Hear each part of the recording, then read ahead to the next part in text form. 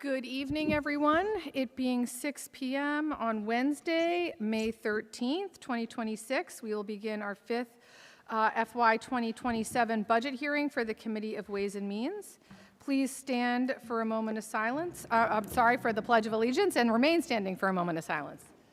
I pledge allegiance to the flag of the United States of America and to the republic for which it stands, one nation, under God, indivisible, with liberty and justice for all. Please remain standing for a moment of silence for all those who serve in our military at home and abroad, and for their families. Thank you.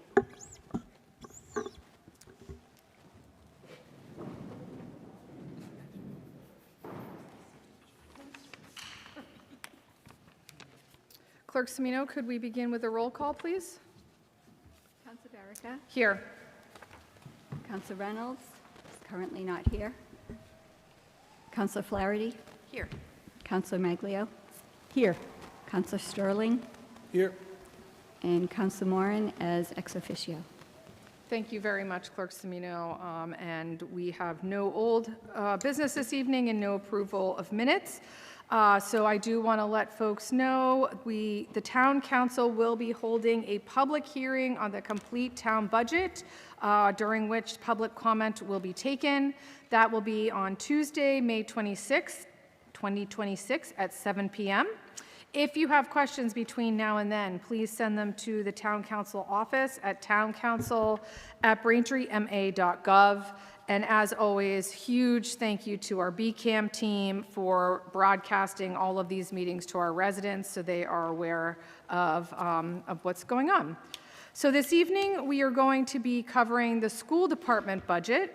But before we do so, I just need to ask, is there a motion to take off the table Order 26033, 26034, and 26035? So moved. Is there a second? Second. All in favor? Aye. All right, that is unanimous. And again, I want to thank our Superintendent of Schools, Tim McDonald, who's here, accompanied by the School Director of Finance, Sarah Kaufman. We have our Director of Finance for the Town of Braintree, Mike Esmond, again with us, and our Town Auditor, Sean McGoldrick from CLA. So thank you all for choosing to spend your evening with us. We appreciate it. For folks watching from home, the school budget can be found on page 219 of the budget book, and the books that the council has and all of the materials that are supplied to the council are available to residents on the town website and the finance department's webpage. So with that, Superintendent McDonald, I don't know if you have opening remarks you'd like to start with. I do. Thank you very much. Thank you for the chance to speak here this evening about our FY27 budget, the process behind its development, the financial pressures we're all navigating, and the important progress that our district has made over the past year. Just a quick budget process overview. We begin talking about the budget in the late fall when we implement any necessary personnel changes or additions based on student need that we evaluate in the first few months of school. We sit down with each building principal to discuss their current staffing levels in both general education classrooms and special education classrooms and programming. And we look at expected enrollments for the following year.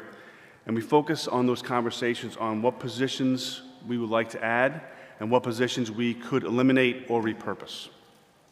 It's important to note that over 80% of our budget goes to personnel. In FY27, we're going to have over 500 teachers and related service providers and almost 200 paraprofessionals, plus our principals, curriculum directors, administrative assistants, nurses, central office staff, bus drivers, crossing guards, and food service personnel. As we plan the budget for each year, we have to think critically and creatively about how to meet the needs of all of our students and staff in the face of these increasing budget pressures that we all face. In terms of our key cost drivers, like many districts, many of the pressures we face are largely out of our direct control. The two primary cost drivers in this year's budget include, number one, contractual salary increases and benefit obligations. In addition to the 2.75 COLA increase that was negotiated, Approximately half of our staff is also moving steps and lanes, putting the annual salary increase for some of our staff members at 7 to 8% or higher. Steps occur during each school year. A teacher goes from step 1 to step 2 to step 3. Lanes switch occur when a teacher earns specific credits to go from, let's say, a bachelor's to a master's or a master's to an advanced degree. Additionally, our special education costs continue to make up about 40% of our operating budget. We are proud that we host a number of substantially separate programs in our schools. Many of them are new, and the enrollment of these programs have grown by approximately 100 students in recent years, and we project to continue to grow. These programs at these schools serve students with autism, with developmental delays, and other learning challenges, and can be costly due to transportation requirements when students live in a part of town and the school they're going to is further away. We also are dependent on having high staff-to-student ratios in these substantially separate programming. Our team of special educators, led by Dr. Petra Platt, continue to do an excellent job managing the complex needs of our students from pre-K all the way to age 22 in both our in-district and our out-of-district programming. In terms of affordable growth, throughout the budget process, we work very closely with Mayor Joyce and Director Esmond at Town Hall. We have weekly meetings every Wednesday, and during these meetings we talk about a lot of different school-related issues, but much of the discussion centers around budget. We discuss the needs of the department in the face of our limited resources of the town. In the town's financial projections, the sustainable growth rate for the school department is 3.5%. Traditionally, historically, the school department grows a little over 4% each year. So this affordability gap will continue to challenge us, but we appreciate the efforts of the school committee and the mayor's office to continue to advocate for the needs of the school department and to explore any creative funding solutions. In terms of budget reductions and adjustments, the budget we're putting forward tonight represents months of that close partnership between Town Hall and the school department and preserves all current programming, which is a priority for us for FY27. Our initial level service budget landed us $2 million over the affordable 3.5% growth rate in the preliminary town funding plan. To address this gap in part, we made difficult decisions to eliminate positions we felt would have low impact, not no impact, but low impact on the school department and the delivery of educational programs. These cuts include 4 elementary classroom teaching positions, a 4th grade position at Flaherty, a 4th grade at Highlands, a 4th grade at Liberty, and a 3rd grade at Morrison, 4 elementary general education paraprofessional positions, not assigned to programming. They were mostly based at Liberty and Highlands School, and 4 middle school teaching positions. 0.6 combined with a 0.6 math combined with the 0.4 science at East, a full-time 1.0 ELA teacher at South, and 2 positions, one at East and one at South, in our LECE program, which was formerly a language-based program. Every effort was made to minimize the impact on classroom instruction, though we recognize that these reductions will be felt across the system. Primarily, the reductions will go to larger class sizes. In many of the elementary cases, the class sizes would go from approximately high teens to low 20s. Same thing with the middle schools. These cuts represent $1 million in personnel, and we understand there's an additional $1 million deficit in funding that we believe will be covered by the recently generated General Education Stabilization Fund to be funded with resources identified by Director Esmond. In terms of our accomplishments, there is much to celebrate for this school year.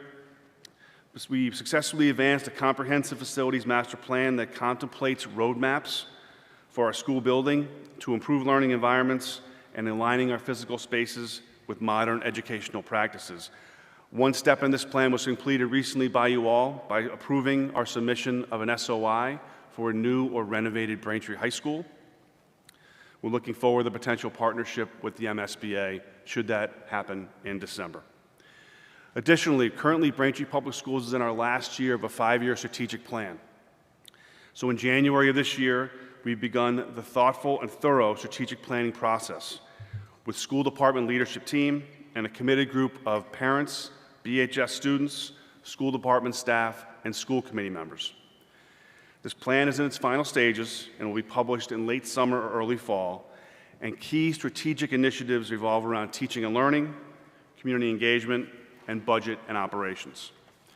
Additionally, over the last 2 years now, we have started the process of looking to purchase a new ELA, English Language Arts curriculum. The district has worked with principals last year and with all of our elementary staff this year to look at programs, to learn more about specific methods of instructing in terms of English Language Arts, and to also look at programs. Next year, we will be piloting in specific classrooms throughout the district, all the way from pre-K to 5th grade, a program that will be looked at by teachers and potentially voted on sometime in the winter to hopefully be implemented in the fall of 2027. We've also had some key personnel hires. We strengthened our leadership team through the hiring of Chris Grollo, who many of you met at our Ways and Means Capital meeting. Chris was a high school math teacher. He recently was promoted in January to be our Director of Technology. He's already done a terrific job with that department in terms of culture and leadership, and we expect great things from him in the future. As many of you know, we have an interim principal at Braintree High School this year, Mr. Robert Kuther. We started the process of naming a new principal in the winter, and we're very excited to name Nick Fitzgerald, Dr. Nick Fitzgerald, as a new principal for Braintree High School. He's currently an assistant principal at Canton High School and brings years of school leadership and military leadership experience and teaching experience at Milton High School. He comes very highly recommended by all the references we checked, and he's already begun working with Principal Kuther on an entry plan so we can hit the ground running in July.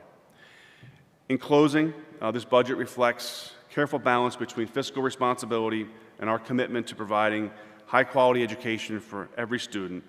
We remain focused on long-term sustainability while continuing to invest in the priorities that matter most to our community and most importantly to our students.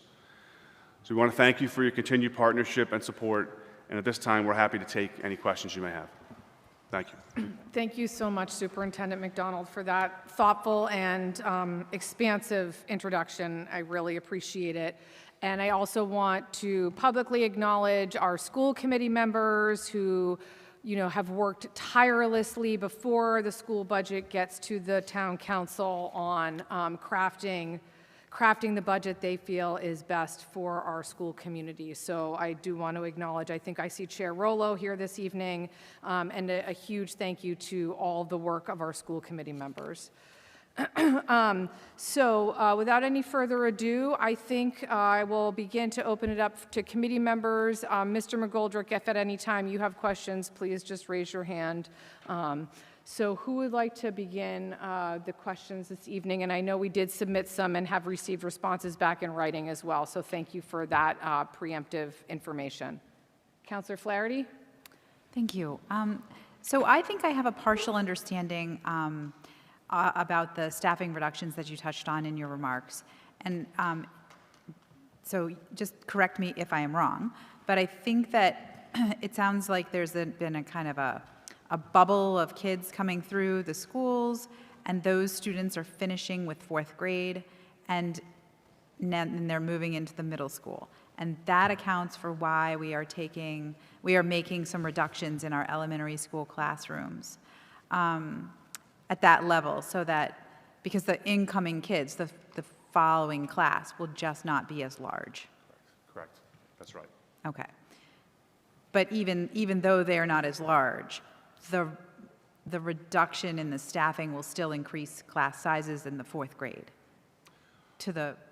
from the high teens to the low 20s. Is that what you? Well, what it would be, so for example, currently at Flaherty School, and I don't have the numbers directly in front of me, but the numbers at Flaherty School in 4th grade are in the low 20s. And there's 4 sections right now at Flaherty, but there's only 3 sections of 3rd grade. So we don't need a 4th grade teacher, because then we'd be taking those 3rd grade classes and putting them in 4 sections, which we won't need to do. So the numbers will remain similar to the 4th grade next year, Okay. And so what I've learned tonight is that we're also reducing in the middle schools, but that's where that large, surge of kids is going. So how is that, what was the rationale for that? We see the class sizes going from, in the middle school, going from approximately 18 to, again, the low 20s, about 23, 24 in that ELA section. Same thing with the math and science at East. I certainly can appreciate how important it is, how difficult these decisions must have been to make. But what I guess I'm interested in is if we were, a little bit more robust with our budget, and we didn't have to make these cuts in order to meet the budget, the revenue where it is. Where would you have made them anyway, or would you have just reallocated those staff members, those positions elsewhere? I mean, I understand that there's a great need for adjustment counselors, and also I know that for a long time at the high school there's been a very great interest in a business program that is thriving but unable to grow because we can't afford to put another position in there. And then just as a part two of that same question, in future years, if we will we continue to see lower numbers in the classes? The fourth grade now is large, but we might have a larger class coming down not too long from now.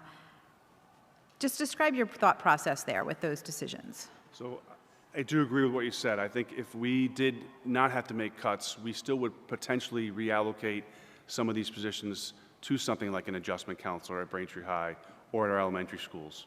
We have talked to principals, and that's something that is a need within our school system. Adjustment counselors, for those who aren't aware, are kind of like mental health professionals. They provide counseling to students. They also work directly with families that are struggling. And we have a few adjustment counselors in the district right now, but they're paid for through Title I money, so they're at Title I schools. And then we have another one at Flaherty, so we have 3 at the elementary level, but that is a need. So I think to answer your question, if we did not have to make cuts, would we have repurposed these positions? I believe so. Not all of them, but a few, I believe. Superintendent McDonald, do you mind just putting the mic closer to Sure. yourself? Thank you. Sorry about that. That's okay. Yeah, so the reason I ask is because over time, I've seen our staff sizes, our staff in the schools shrink and shrink. There's been programs that have been eliminated, staffing positions that have been cut, class sizes have gone up, and even though we passed the override, that's when we took one of the biggest hits to the staffing levels that we've seen in a long, long time. Right. And what I'd like for us to do is begin to build back, but instead we continue to erode. We continue to shrink our class, and the enrollment is reducing to some extent too. So I understand that, but we are reducing our staff at a greater pace than the enrollment is reducing. Is that true? True. Right. And so it continues to be very concerning. But that's the amount of money that we have. So I appreciate the hard thought and long discussion that was given to making those decisions. But I think that overall, we have to take a long, hard look at how we want to run our schools. That's my question for now. I'm sure other people have other things to ask. Thank you, Councilor Flaherty. Councilor Sterling? Thank you, Madam Chair. To start, to go off Councilor Flaherty's questions about the 12 positions that you said will need to no longer be funded. I know at the previous school committee meetings, you mentioned that there's a potential of those 12 positions to fill other positions for retirement and things like that. Can you go into that? And is that in the budget? Are those salaries budgeted, those retirees that these members who are losing their jobs are going to go into these salaried positions? Many of the people who received notice in April that they will be losing their job have received, or have been placed in other positions within the district. So no one has technically been laid off, it's just these positions have been, I don't want to say no one. There's some people that have the opportunity to apply for jobs that you know, it might not have been in their grade level, so the principal still has a right to kind of, let's say I'm going to interview this person, and they're not going to be unilaterally just placed there. okay. And on that, in the administration on page 231, on the DESI categories, you have a decrease in almost 95,000. Can you go into that on that decrease? Is that salary or? Sure. Part of that decrease was the fact that our previous superintendent was paid all the way until September, and he's no longer employed in the district. Thank you. And to stay with staffing questions, I know at a previous school committee meeting as well, there was mention about questions being asked to the school committee or to the school administration about processes going on and it being answered in a timely fashion. And there was a statement that I believe was made about understaffing in the school administration building to get back to some of these questions. Is there an understaffing issue currently? Is there open positions that you feel are needed? Well, I think that I would never want to add to central office staff while we're cutting teachers. So I would never want to do that, ever. I think what was said at the school committee meeting by our chair was that he understood the work we were doing on a daily basis and he didn't want to add more to our plate. You know, currently at our staff, we have 13 people that work at Colbert every day. Everyone is in person. There is no one working remotely. You know, we have myself and Sarah Kaufman, Nora Vernaza, who is our assistant superintendent. Mary Ann Cudahy is the administrative assistant to the superintendent and to the school committee. Nora has an administrative assistant as well. We have people in our finance office to assist Sarah, an accounts manager, accounts payable, accounts receivable, and we also have you know, administrative assistant that works on grants. We have 2 people that manage our payroll department, who work very hard for obviously a very significant payroll department. We have a person that's in our HR department who manages all the different leaves and the postings and the hiring that goes on. And then we have someone that's an assistant for kind of communications. But so we're, in terms of us being lean compared to other districts, I really don't know the answer to that. I haven't really focused a lot of my time this year on other towns and other districts. I've tried to focus on Braintree. But I would say to this, if we had the opportunity to hire someone at Colbert, I would not do that unless we had a full staff of teachers rolling into the next year. Okay, thank you. With that being said, you mentioned, so I had a question a couple days ago on HR, about how many members were in the school department. You mentioned, so there's just one in your HR department, correct? Right. Okay, and then how about your finance department? I know you went through it. How many members are currently employed in the finance department? Sure. For the schools?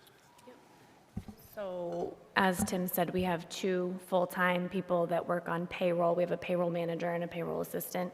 We have an accounts receivable, accounts payable, a grants manager, and an assistant director of finance. So how many is that total?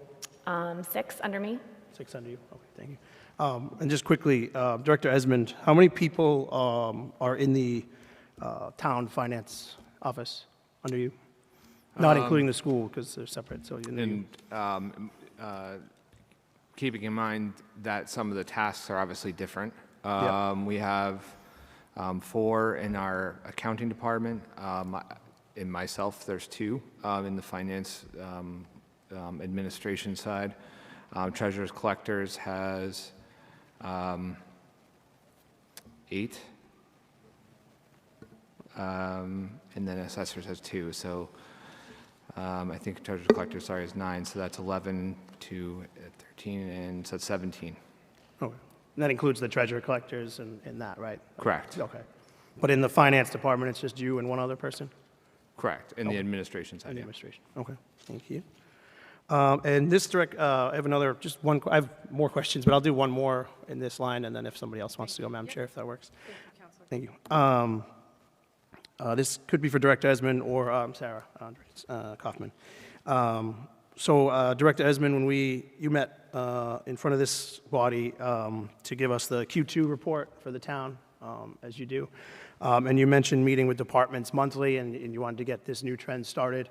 And there seemed to be some kind of discrepancy, and if you were meeting with the schools and they were giving you the information monthly as other departments are. I just wanted to see if there was a new clarification on that. I know there was, not a direct answer on that, if they're meeting monthly just as well as the rest of the departments in the town are. So actually, just to clarify, because I know we had a kind of extensive discussion at that meeting, I separately than the schools, than Sarah and her team, provide projections of what, where we would pace for school spending on a monthly basis. We have a different method. I don't think that's unique necessarily from other communities. I think it's an opportunity for us to continue to collaborate further. But Sarah and I talk routinely. I meet with her and her team monthly. And if there's any variances or discrepancies, she and I discuss them, which, as I said at that meeting, I think that's really kind of the important point. That report hadn't been done, I think, prior to this administration for several years. And I think I've said we're looking for opportunities to continue to refine it and improve it. And that would include, in collaborating further with the school district. So it's a work in progress, but I want to continue to emphasize that the main purpose of that is to prompt us to find variances that could require further investigation. And I work with Sarah and her team, and she's always been a partner in that. So that's what, in my opinion, is the most important thing. Thank you very much. Yeah, I yield to. Thank you, Counselor. Just on that line, and thank you for bringing that back up, Counselor Sterling, from several Ways and Means Committee meetings ago. Mr. McGoldrick, do you want to just give an overview or comment on best practices or standard practices across the Commonwealth for having two separate, essentially, or have a school finance department and then a town hall finance department, for lack of a better term? Yeah, sure, of course. Thank you. So in most communities, and I'm sure most of you know, I work for CLA. I do outsourced consulting, so Braintree is not my only client, not the only place I go to on a week-to-week basis. Most communities I work with, whether it's with a city or a town or directly for a school district or department, it's usually 50-50, I would say. So in terms of they are separate, that's 100% of the time for what I see. But in terms of the body count, if you will, the FTE count, I know, bad language, normally it is the same, if not more, on the school side. Because typically the schools are producing more payroll, more AP, and they have more grants. So typically there is more administrative components on the school side, I would say, than accounting and finance on the town side. And typically see them staffed a little bit higher. But again, that's just from my experience and what I've seen around the Commonwealth. Thank you. That's very helpful. Thank you so much. Counselor Maglio, do you have questions you want to begin with, or would you like me to move on to Counselor Reynolds? I'd like to move on to Councilor Okay. Reynolds. I do Councilor have Reynolds? questions, but Thank you, Madam Chair. So I appreciate the questions that have been asked of you folks this evening. A couple of them I had myself. However, my concern, and I'd like to just get your take on this. So there are a number of what we would call unfunded mandates that we all have to deal with when we're in town government, state government. And I have a feeling, and I'd like to get your take on this, and if you had any information as it relates to the percentage of your overall budget that you are required to spend on unfunded mandates. It is a very difficult situation for us as a town to be in, that we find ourselves having to pay for federal or state mandated programs or policies that we unfortunately are asked to pay for ourselves, and it takes away from the main mission of you teaching and administering the education to our children in the community as it pertains to the schools. Is there anything, Superintendent McDonald, that you might be able to comment on? And again, well, actually, I just want to say my apologies for arriving here late this evening and not hearing your full commentary and opening remarks. I don't know if perhaps you had already covered this information, but if not, okay, thank you. So there are mandates that we're required for, and I'm just thinking specifically, we just saw something from the Superintendent's Association talking about graduation requirements and how that's one thing they're talking about, because that's going to be a new mandate that comes across the table.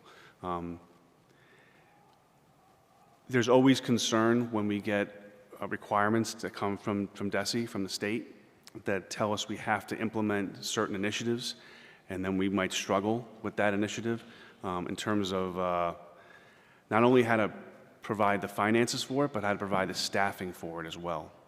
Do you want to pick up on all that? Yeah. Yeah, I can add. I think it would be very difficult to quantify an exact percentage of our budget that goes to unfunded mandates, because in a sense, I think they're really woven through all different areas of our department, but I think the lion's share of it might be in the special education department. We do get some reimbursement for circuit breaker when we send students out of district. We get some tuition reimbursement, but it's not fully reimbursed, similarly with transportation. So I think most of it would be within the special ed department. Okay, and I certainly don't want to portray my question as something that it's an opinion that all of the unfunded mandates that the schools are required to address are not worthy. Special education to me is really, I'm very proud of the fact that the town of Braintree has put the effort through the years and put their money where their mouth is in terms of special education.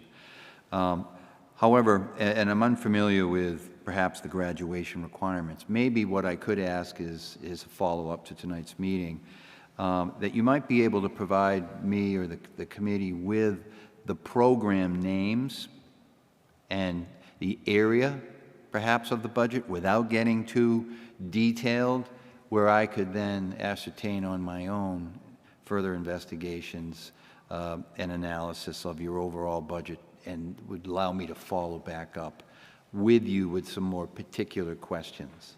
My angle here is obviously is the same as everybody else who have spoken this evening, is educations are critically important to the future of our country, but to our town, we have to. We can't avoid it. We can't ignore it. And there's a lot of hard questions that need to be asked and demands that are put upon people who don't necessarily have children in the school systems. But I think as part of my job as a counselor is to educate people as well, to understand why it's important for us to have a robust school program and funding as well.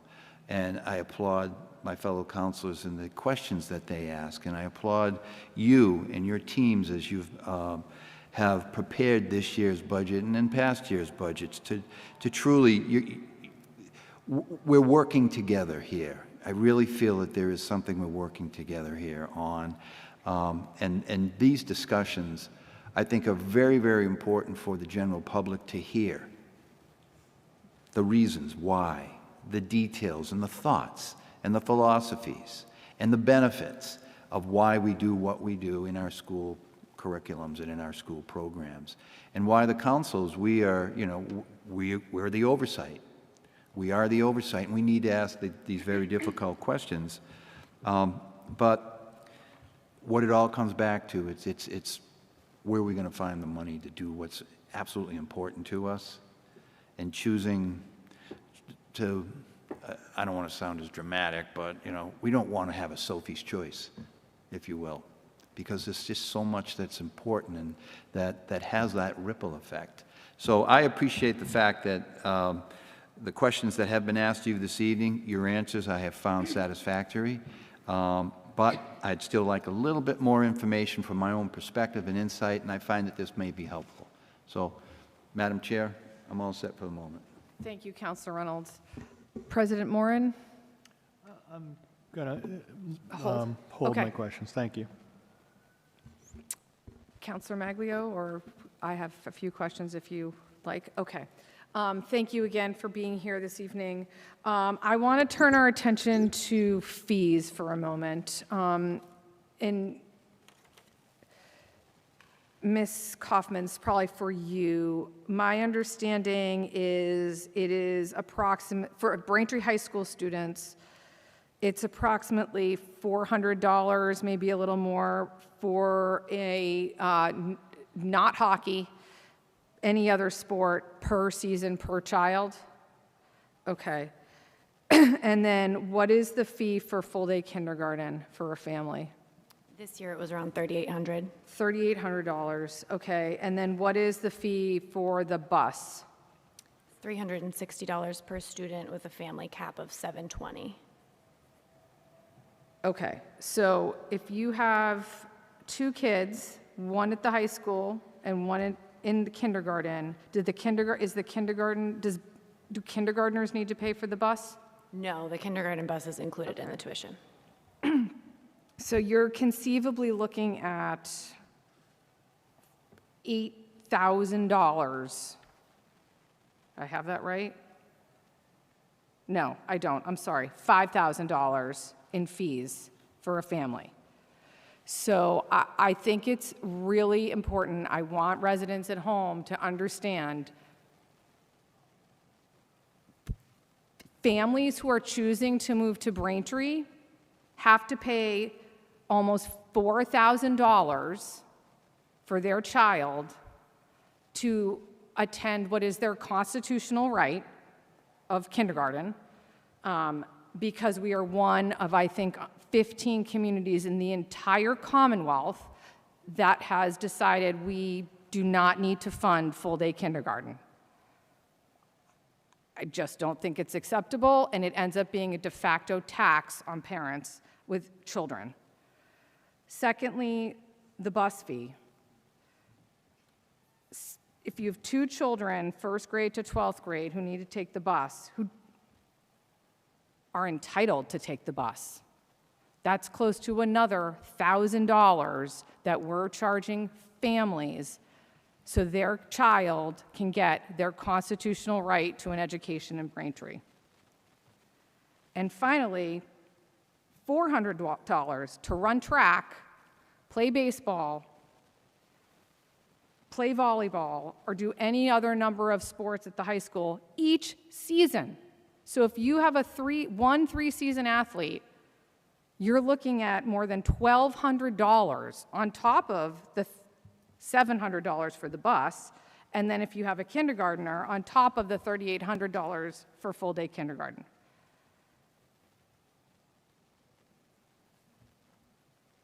It's almost unconscionable that we are accepting of this as a community.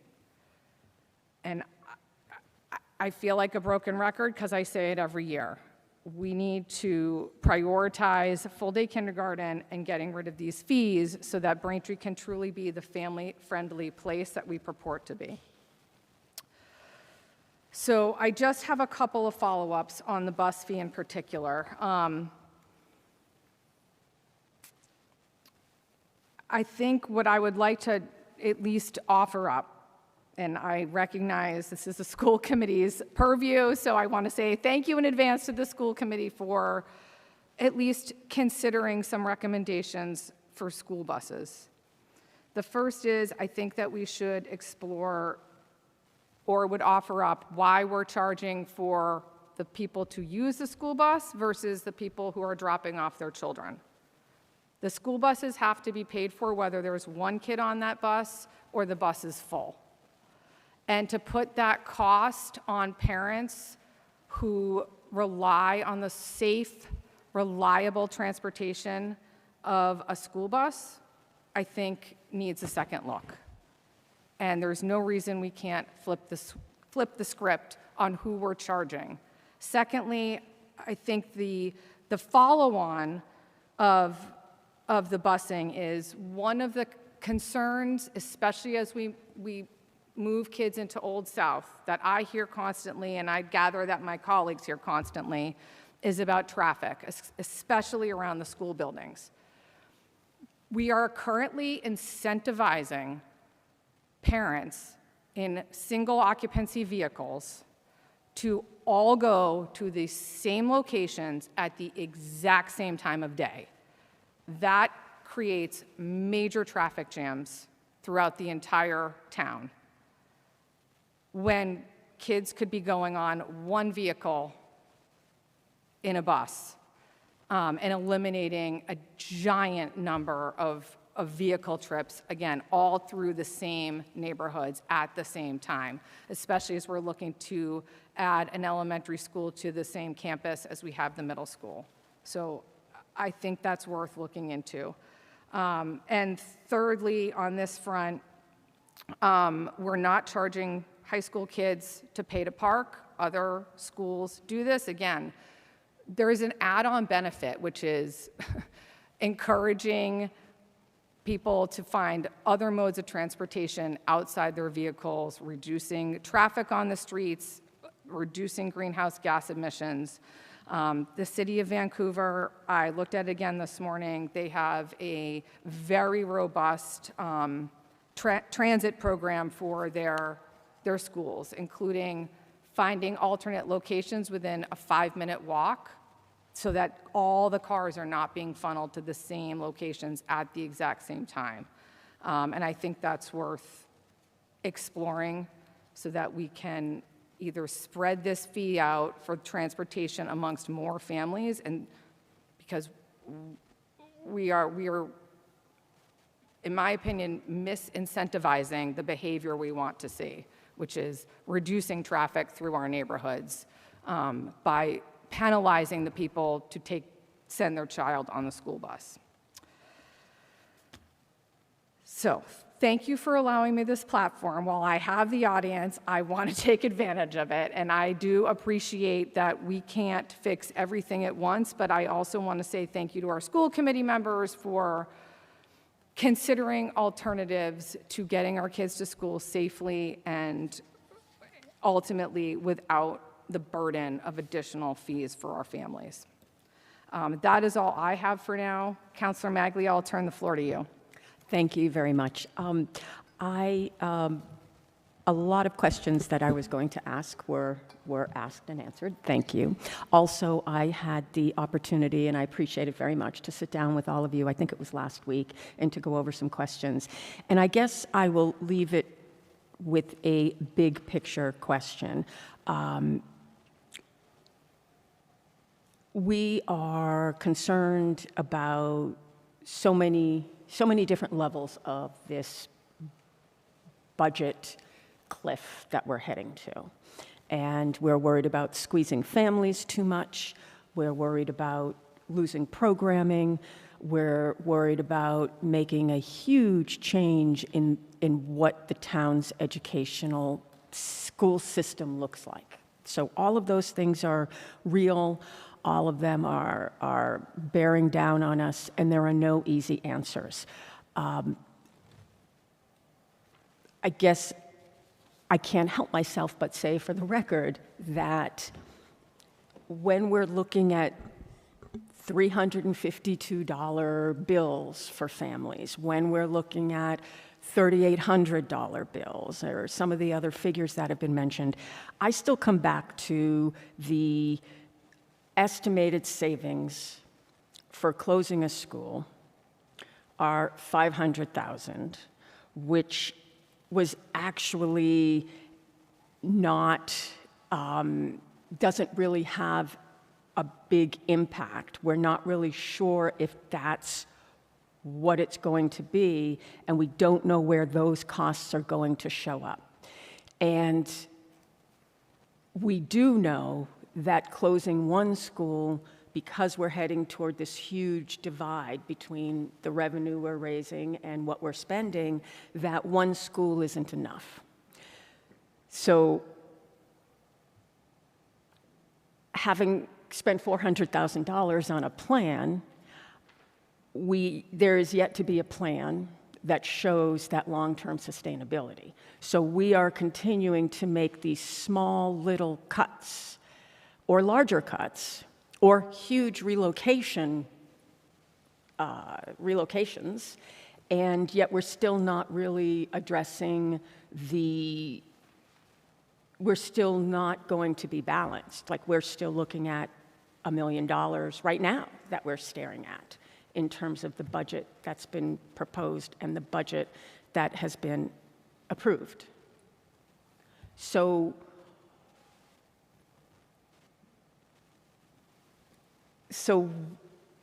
I don't know how to make clear, good decisions when there's so much unknown information about how our schools are going to move forward, what they're going to look like, where they're going to be, how people are going to get to them, who's going to be there once the doors open. And there's still a school hanging in the balance that doesn't really know what's going to happen for them next year. And that school is in my district, and I need to continue asking these questions. They're not going to go away. They continue to be concerns for people. So how would you, as the school administration, the leaders of the school administration, what do we do? What would be your best guidance as to how to resolve these issues? That's a great question. I mean, over the last several years, we've heard from different groups outside of Braintree schools talking about the size, the impact, the size of our elementary school footprint. And that has come up from time and time again, and people have told us that we have, based on our enrollment, we have too many elementary schools. So the school committee has looked at that very closely, and we've talked to them about the struggles we have at times with shared staff, with people that have to travel between buildings. So that was one solution the school committee has looked at, and they've talked about the options that the current master plan options were to decrease our footprint from 6 elementary schools to 5. We're not decreasing our footprint for next year, but there is talk about decreasing it for the following year. And the school committee is going to be deliberating on this in June at our meetings. In terms of how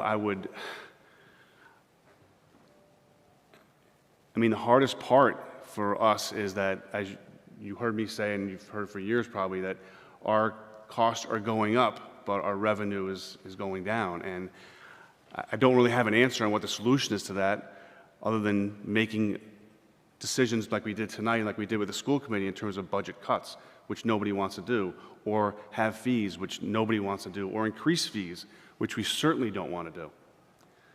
But that's kind of the reality we're in right now in terms of the Braintree schools. I appreciate that.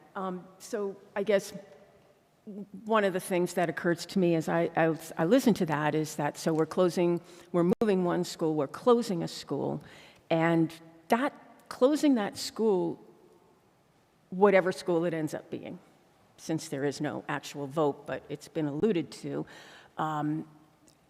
once we close that school, it doesn't fill the gap.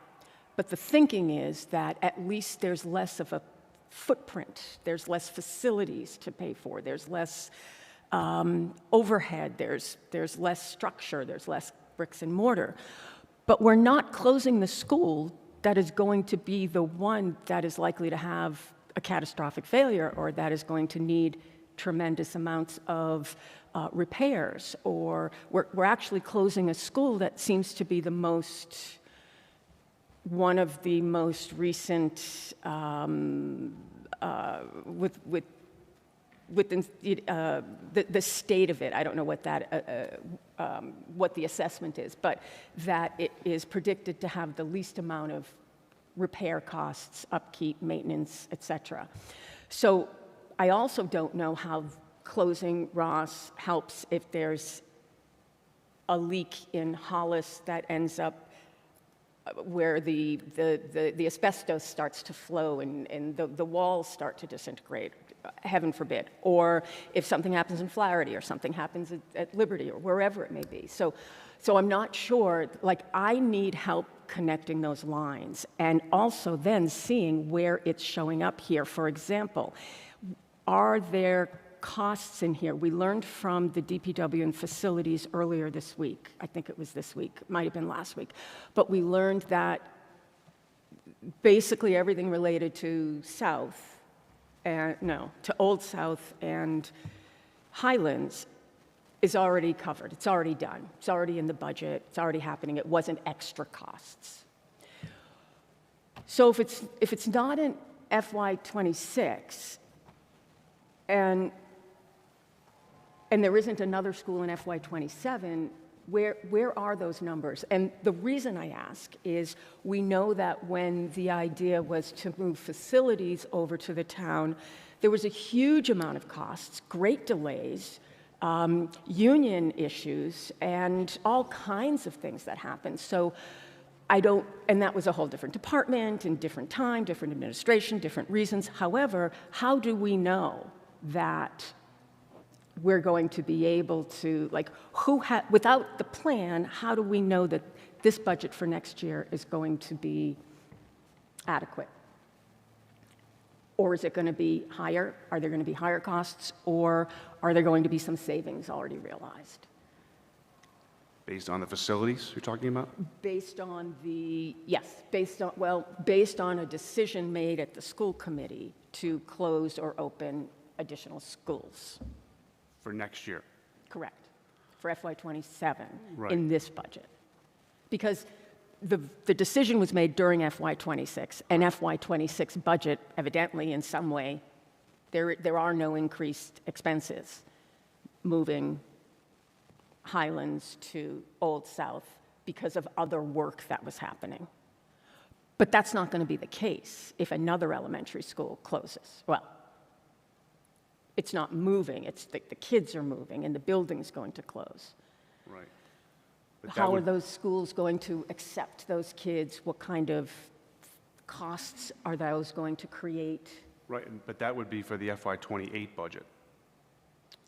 So even though it would be happening in probably April, May, and June, like the way the calendar did, and would be taking place over the summer?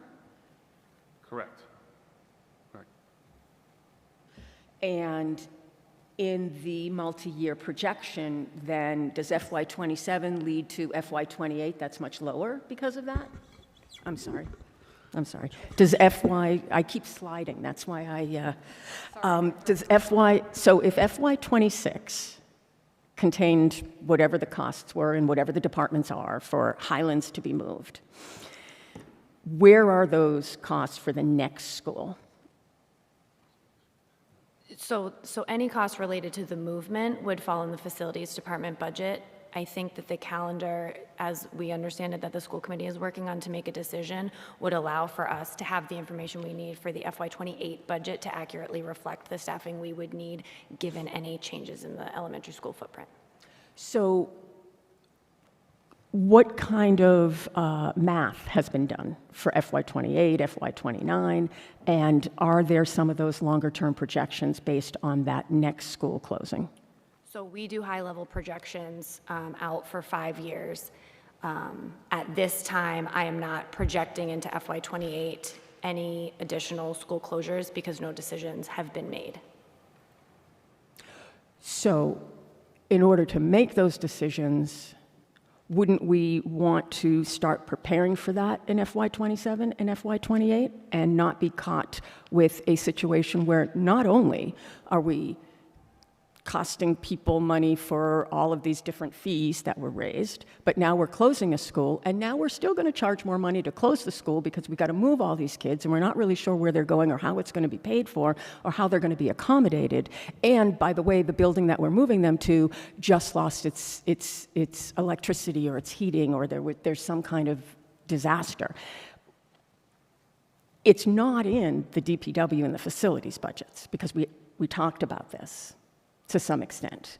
So If it's not there, should it be here? Or where else would it be? And maybe this is a question for Director Esmond. I don't know, but I'd love to hear what your thoughts are from the schools. There are, when we have looked at this in the past, there's essentially two buckets of cost impacts. But it's probably more complicated than that. But if we keep it at the school level as one bucket and on the town side as the second bucket, the school savings that would be achieved would be because there would be less administrative staff at the 6th elementary school that no longer operates. So that's only accomplished by going from 6 to 5. That's the 500,000 that I think you referenced, Counselor. I think it's primarily administrative staff. I think when we looked at it last year, there was some limited number of operational people, because obviously all of the curriculum, teachers, et cetera, are going to have to move to follow the kids. On the facility side, the other driver of the costs would be, to some extent, utilities. And those would be real. I think we quantified the savings there roughly about 150,000, and this was a year or so ago. What we wouldn't save would be probably as much on staffing or supplies, et cetera, because those staff would also travel with the kids. So those, when we presented about this before, the savings there is not an insignificant number. If you combine the two, we're talking about something that's, roughly 0.75% of the school's budget. That's a meaningful number, but it's not. In raw numbers, what is that? That's like let's say 700,000. Let's say, yeah. I mean, and the school's budget is 80. Was at that point it was 82 million or so. So. That was sort of the last, that was sort of the estimate we were provided. I think the other important thing that we wanted to emphasize is, that there are two other pieces that were part of that.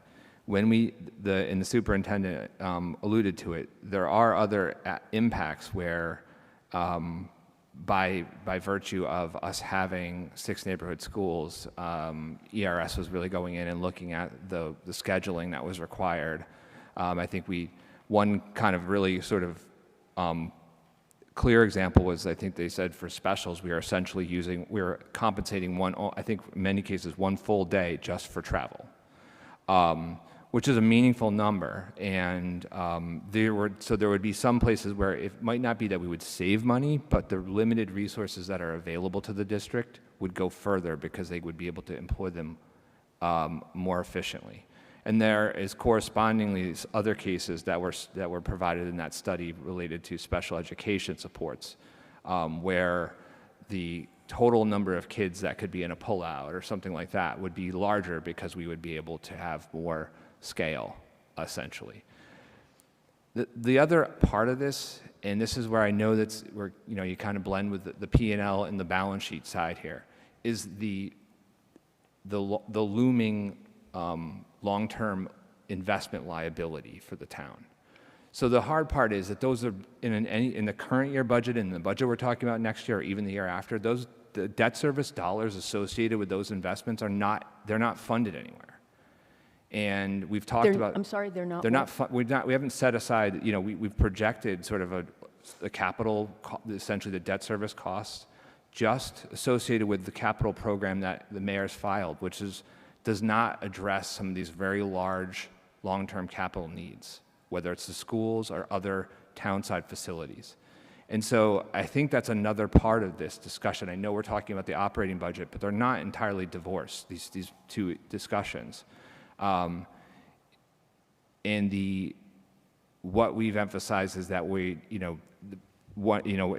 as I presented before to the school committee, there is a substantial amount of looming, let's say, debt service related costs that would be absorbed into the operating budget by making whatever the investments were. And another critical consideration that the committee is looking at is how do we de-scope, if you want to call it that?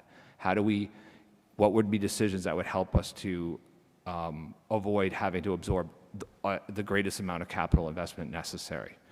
So I think that's another important part of this. It's not to say any of the questions are not important, but it's a multi-dimensional problem. I don't think Braintree is unique in having it. But we have to, look at what, in any 12-month period, what the budget is ahead of us, but also where are we going and what have we set ourselves up to be able to afford to do. So I feel like now I've started to get a little long-winded on you, Counselor, and I apologize, but that's probably how I would sort of want to respond to the savings question. I really appreciate that. And that wasn't long-winded. Sometimes you are, but that was not long-winded. That's really important. And I think that's part of the thoughtfulness that is being brought to this issue, and I appreciate that, and I recognize that. I don't appreciate or recognize that I feel, are making decisions that are not part of the full context. And that's the part that's really hard. We are not just looking at schools, we're looking at everything. And when we're looking at a school that is shifting, when we're looking at the impact on traffic, when we're looking at the impact of housing, when we're listening to people talking about that they are concerned about, whatever their costs are. The fact is that it's not getting cheaper to live anywhere. Federal funds are increasingly less and less assured. Even when they're approved, it becomes less clear whether we're going to get them or not. And so it's almost like we're making decisions on a budget based on logic, which, yes, we want logic, but we also need to have those projections, I believe, because otherwise we're going with assumptions like we're going to save $700,000 perhaps, but we spent $400,000 on a plan that we don't have. A plan to close schools, but we don't have that plan to close schools. And that's kind of where I'm stuck. So I don't want to continue to go through this over and over, but I do want to speak up and talk about it's hard to make decisions on major changes that are not really going to meet our budget need now, and that we don't have the projections in the future to know for sure that it's going to meet it in the future. And so I guess what we're being asked to do is make decisions based on best intentions, assumptions, logic, the chart that really we keep seeing that just shows here's what we're going to bring in, here's what it's going to cost, and there's a big red line there. That's kind of where we are. I guess I just wanted to say that. If you want to refute it, that's fine. If there's any other pushback, I would love to hear from our auditor. If you have any comments on that, is there some better thinking we can do? Is logic enough? Obviously, it's a challenging situation, right? That not only Braintree's in, but also many other communities here in Massachusetts. We see it all the time with the amount of overrides that are being asked, the amount of overrides that are being rejected. People don't want to pay more, but yet they want all the services. And so when I hear these discussions tonight about fees and cuts in positions, no one wants to do any of those things, but yet the pie is only so big. And I know we just went through an override 2 years ago for $8 million, which certainly helped. I can't imagine if that didn't pass, what the circumstances would be right now. But ultimately, at the end of the day, there's only so much to go around. You, as the body of Ways and Means, are here to vote on what's in front of you, and in terms of approving the appropriation for the city, or for the town and the school. And in front of me, I just have a quick analysis too, but over the past 4 years, on average, the budget's grown about 3.8, 3.9%. The overall or just the school? Overall. Mm-hmm.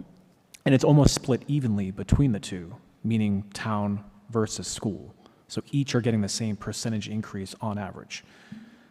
And what is a little bit different is that the school's appropriation, which is under the school committee's control, doesn't include things like operations and maintenance, employee benefits, and debt. It's all carried on the town side. So if you really look at it, it's really almost like a 64-36 split in terms of who gets that big piece of the pie, right? And so I don't have a magic wand to be able to wave and say, hey, this is how we're going to get through it over the next 2, 3, 4, 5 years.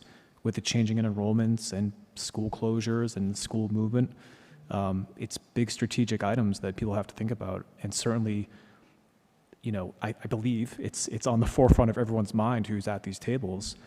But yet today we're solely focused on 27 operating budget. Thank you. Thank you. Is that Counselor? Yes, thank you. Thank you. Thank you. Thank you, Counselor Maglio and Director Esmond and Mr. McGoldrick. I think I'll just add, and then I know I'll turn to President Moran. All of us here at this table tonight, in the mayor's office, our school committee members, are tasked with really challenging decisions because we can only make the decisions with the information we have in front of us, and that's what's so hard. And I totally appreciate you pointing that out, Counselor, and I think that, you know, as we move ahead, we're, again, making the best decisions we have with the information we have, and I certainly have faith in you and all of us and our school committee members to do that job in the residents' best interest. So thank you for bringing that to the fore. President Moran, did you have questions? And thank you for being here tonight. Thank you for acknowledging me, Madam Chair, and for inviting me. Thank you for the presentation to the schools. I didn't plan on speaking, but I feel compelled to speak this, just to correct or to make sure that the record is straight on where we are with this budget and what we are doing. Superintendent, I don't believe you meant to convey this, but you said we're receiving less funds and having more costs. You're not receiving less funds. You had a 4% increase last year. You have a 3.4% increase this year. Yes, you have additional costs. There's no questions about that. And as you said earlier, it's large. Most of the money that you have is spent on personnel, and the teachers are our most valuable asset. It's what was revealing to me was a report from our auditor that 70% of personnel are at top step. For one bargaining unit, yes. For one bargaining unit. And which unit is that? Just give me 1 second. Take your time. It's no hurry. I think it was Unit A, if memory serves me correct, but grain of salt with that. So we have to acknowledge what the stresses are. We're paying more to deliver the service. It's not that you're not receiving more money, because the money that you're receiving this year, the additional $2.8 million, pays for the mayor's office, the council's office, the planning office, the conservation office, the legal office, and 2 or 3 other offices in this building combined. That's what your increase pays for. So it needs to be put in context. We're making choices to invest in the schools within the means that we have. And the means that we have is insufficient, and we have to look at ways to grow. But it isn't because we don't want to put it in. It's because we can't.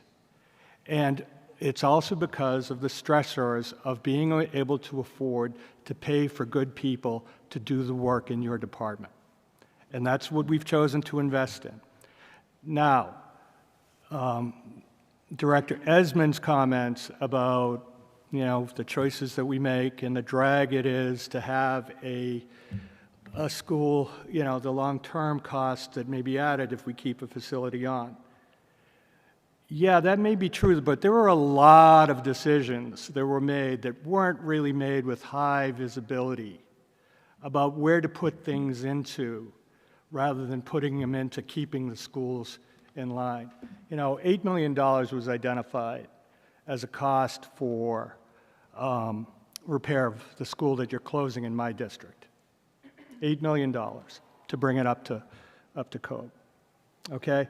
$440,000 since the mayor took office has been spent in an empty, unused building to get it up to code so that you could close the school in my district. Okay, there wasn't a lot of talk about the boiler going into the old building that wasn't being used at the time. But that decision was made, and I don't think it's on the school's budget. I think it goes to everybody else's. And there wasn't a lot of, we spent $400,000 on a master plan study. It didn't really tell us that much that we didn't already know. That's another debt payment. Those two combined, and then you take the $500,000 that we have to pay back to the school business administration because you're closing the school in my district. There's another year of debt service that could have gone towards the $8 million that we could have been using to keep the school in. So there's 3 years. And then we could have economic growth to pay off the additional debt so that we could incur that on our operational budget. Those are choices that we here at this table should have had a voice in. And we didn't. We didn't get to weigh in on, let's do a debt service plan to save our schools. We didn't get that vote. School committee, within its purview, got to vote to close the school, and they made that choice. But other choices were made that took away a chance to have a discussion about how we could fund and keep buildings online. All right. It is a multidimensional problem. I absolutely agree. Multidimensional problems require and are better answered when multiple sources of information are included in solving them. And this council has to be more included in this process than it has been before, because I don't think the decisions were made well and were made with enough public scrutiny. Thank you, Madam Chair. Thank you, President Moran. Councillor Flaherty? Thank you. I have two little questions and then one bigger question. So I'm just going to start with the little ones. On page 231 of the budget, I don't think we hit on this.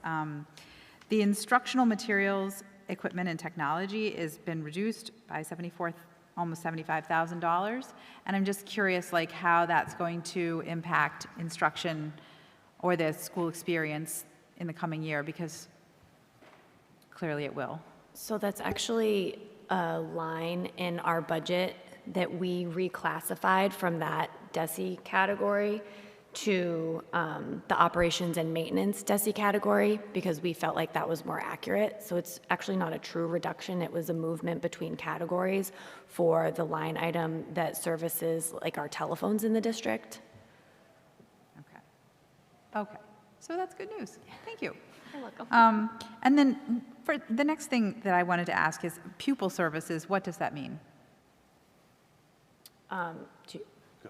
So pupil services incorporates school nurses, transportation, food services, athletics, security, and extracurriculars. Could you say that again? You were so fast. School nurses, Yep. transportation, food services, athletics, security, and extracurriculars. Okay. So it's like the other parts that are not directly educational. I get it. Okay, and so we're reducing that by $274,000, or is that also a reallocation? That's not a I guess you could call that a reallocation. We're increasing the amount in that category that we're charging into our revolving accounts. So when we did increase fees in FY24, we were able to grow the revolving accounts for athletics and transportation. And so as we are getting new data about the receipts we're collecting each year, we're able to adjust the budget offsets. So this budget reflects that we are adjusting the budget offsets higher to that category. Okay, so then it will not change the way that we service in those areas. It's not a material change to the services, no. Thank you. That's good to know. Okay, so the last thing is, in the Ways and Means Committee, we've been reviewing our town's expenditures around trash. And, we've looked at the revenue from the trash fee and the actual costs around waste removal and the role of the transfer station and, considering alternative systems to the curbside barrels that we currently use. And it's a complex problem, but there's no question that trash is very, very expensive. And coincidentally, it also came to my attention that our entire school district relies on single-use plastics for our food program. And to me, what that means is we are buying those materials, plastic, forks, knives, spoons, straws. I think the trays are paper, but those are also disposable, like we don't use reusable trays, and any number of other kinds of dishes that we buy, use, and throw out. So we're spending money to buy those things, and then we use those materials, and we use them one time, and then we throw them away, which also costs money. So my question is, what I would really like to see is like, how much does it cost us to buy those materials? And then also an analysis of how much it costs us to throw those materials away. And then I would like to see that compared to what would it cost us? Because we'd have to hire someone to wash dishes. That's the other alternative, which is the system that was used for time immemorial before at some point somebody was like, let's use plastic. But, I was looking at the numbers, and we have in FY 26, 5,058 students. If all 5,058 students use one fork for 180 days, that's 910,440 forks that we're throwing out. And if they use two items, a fork and a spoon, then it's 1.8 million. And if they go for the whole raft of them and they get the fork and the knife and the spoon, then that's $2.7 million, which we are buying and then throwing away. Now, a fork takes 1,000 years to decompose, but our forks don't decompose, we burn them, because that's how our trash goes. It goes down to CMAS where it is burned, which means I figure we're probably throwing out and burning 2 million pieces of plastic cutlery, and that's just, it's not really justifiable from an environmental perspective. I don't think it's probably justifiable from a financial perspective. We've just gotten overly accustomed to plasticware. And the last part of that is we're not teaching our students how to live a sustainable life. To them, that's what's normal. That is what they are accustomed to. But there is no part of our educational curriculum anywhere where we talk about sustainability in any meaningful way. So the only way that we have, without radically changing our curriculum, is to demonstrate it to them by living in a sustainable way. And that begins with putting in sustainable programs in our school, which I think are probably cheaper to begin with. So I know that some information was distributed to the council today. I tried to open the PowerPoint that was provided, and I was asked to ask for access. So I mean, there's some sort of technological problem that we can probably, hurdle. I just couldn't hurdle it before this meeting today. But it's a serious question. I would like to see it investigated seriously, and I think action on that should be taken, because we are throwing away way too much single-use plastic. It's bad. It's a bad habit. It's bad for the environment. And the cost, while it may not be that much in our budget annually, it is enormous long-term for the earth that we leave our students. So if you have any comments that you can make around the expenses around trash, I would love to hear what you can share with us tonight. Before I have Sarah share about the expenses, I'm going to tell you that we are doing some composting at our schools. We're doing like a pilot program. High school has 5 bins. Every elementary school has 1 bin. And it's just for kitchen-related trash, not student. But I do agree with you. I think it's an opportunity to educate our students in this type of these actions that will really help our environment, and I think it's a good first step. I apologize that you weren't able to open up the information from Sarah Carroll, who's our food service director. I have it here, you can take a look at it, but it's really important information. It talks about how much we spend on compostable trays, compostable bowls, You mentioned utensils, straws. It's some good information that we'll definitely share with you to look at. And happy to have you come over to Colbert or go to the high school and meet with Sarah, talk to her about that. Okay, thank you.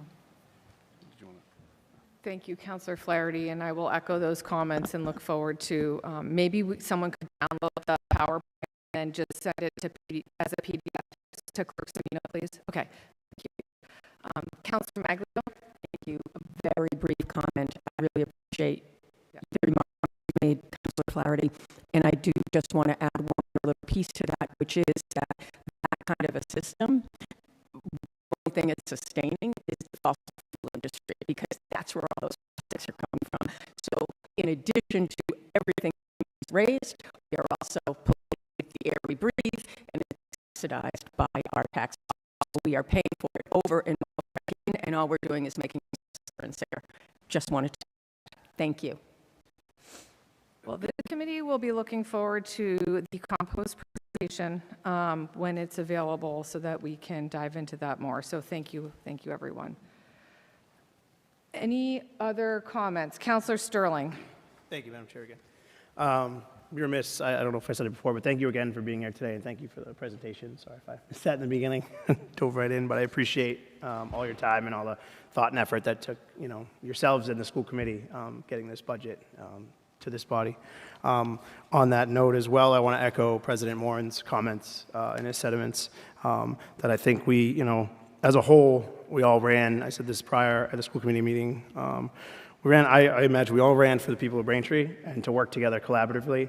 And I feel like, in the charter, there are certain things that we each do. We review the budget. The mayor has her team and puts the budget together. A school committee has the power to close schools, correct?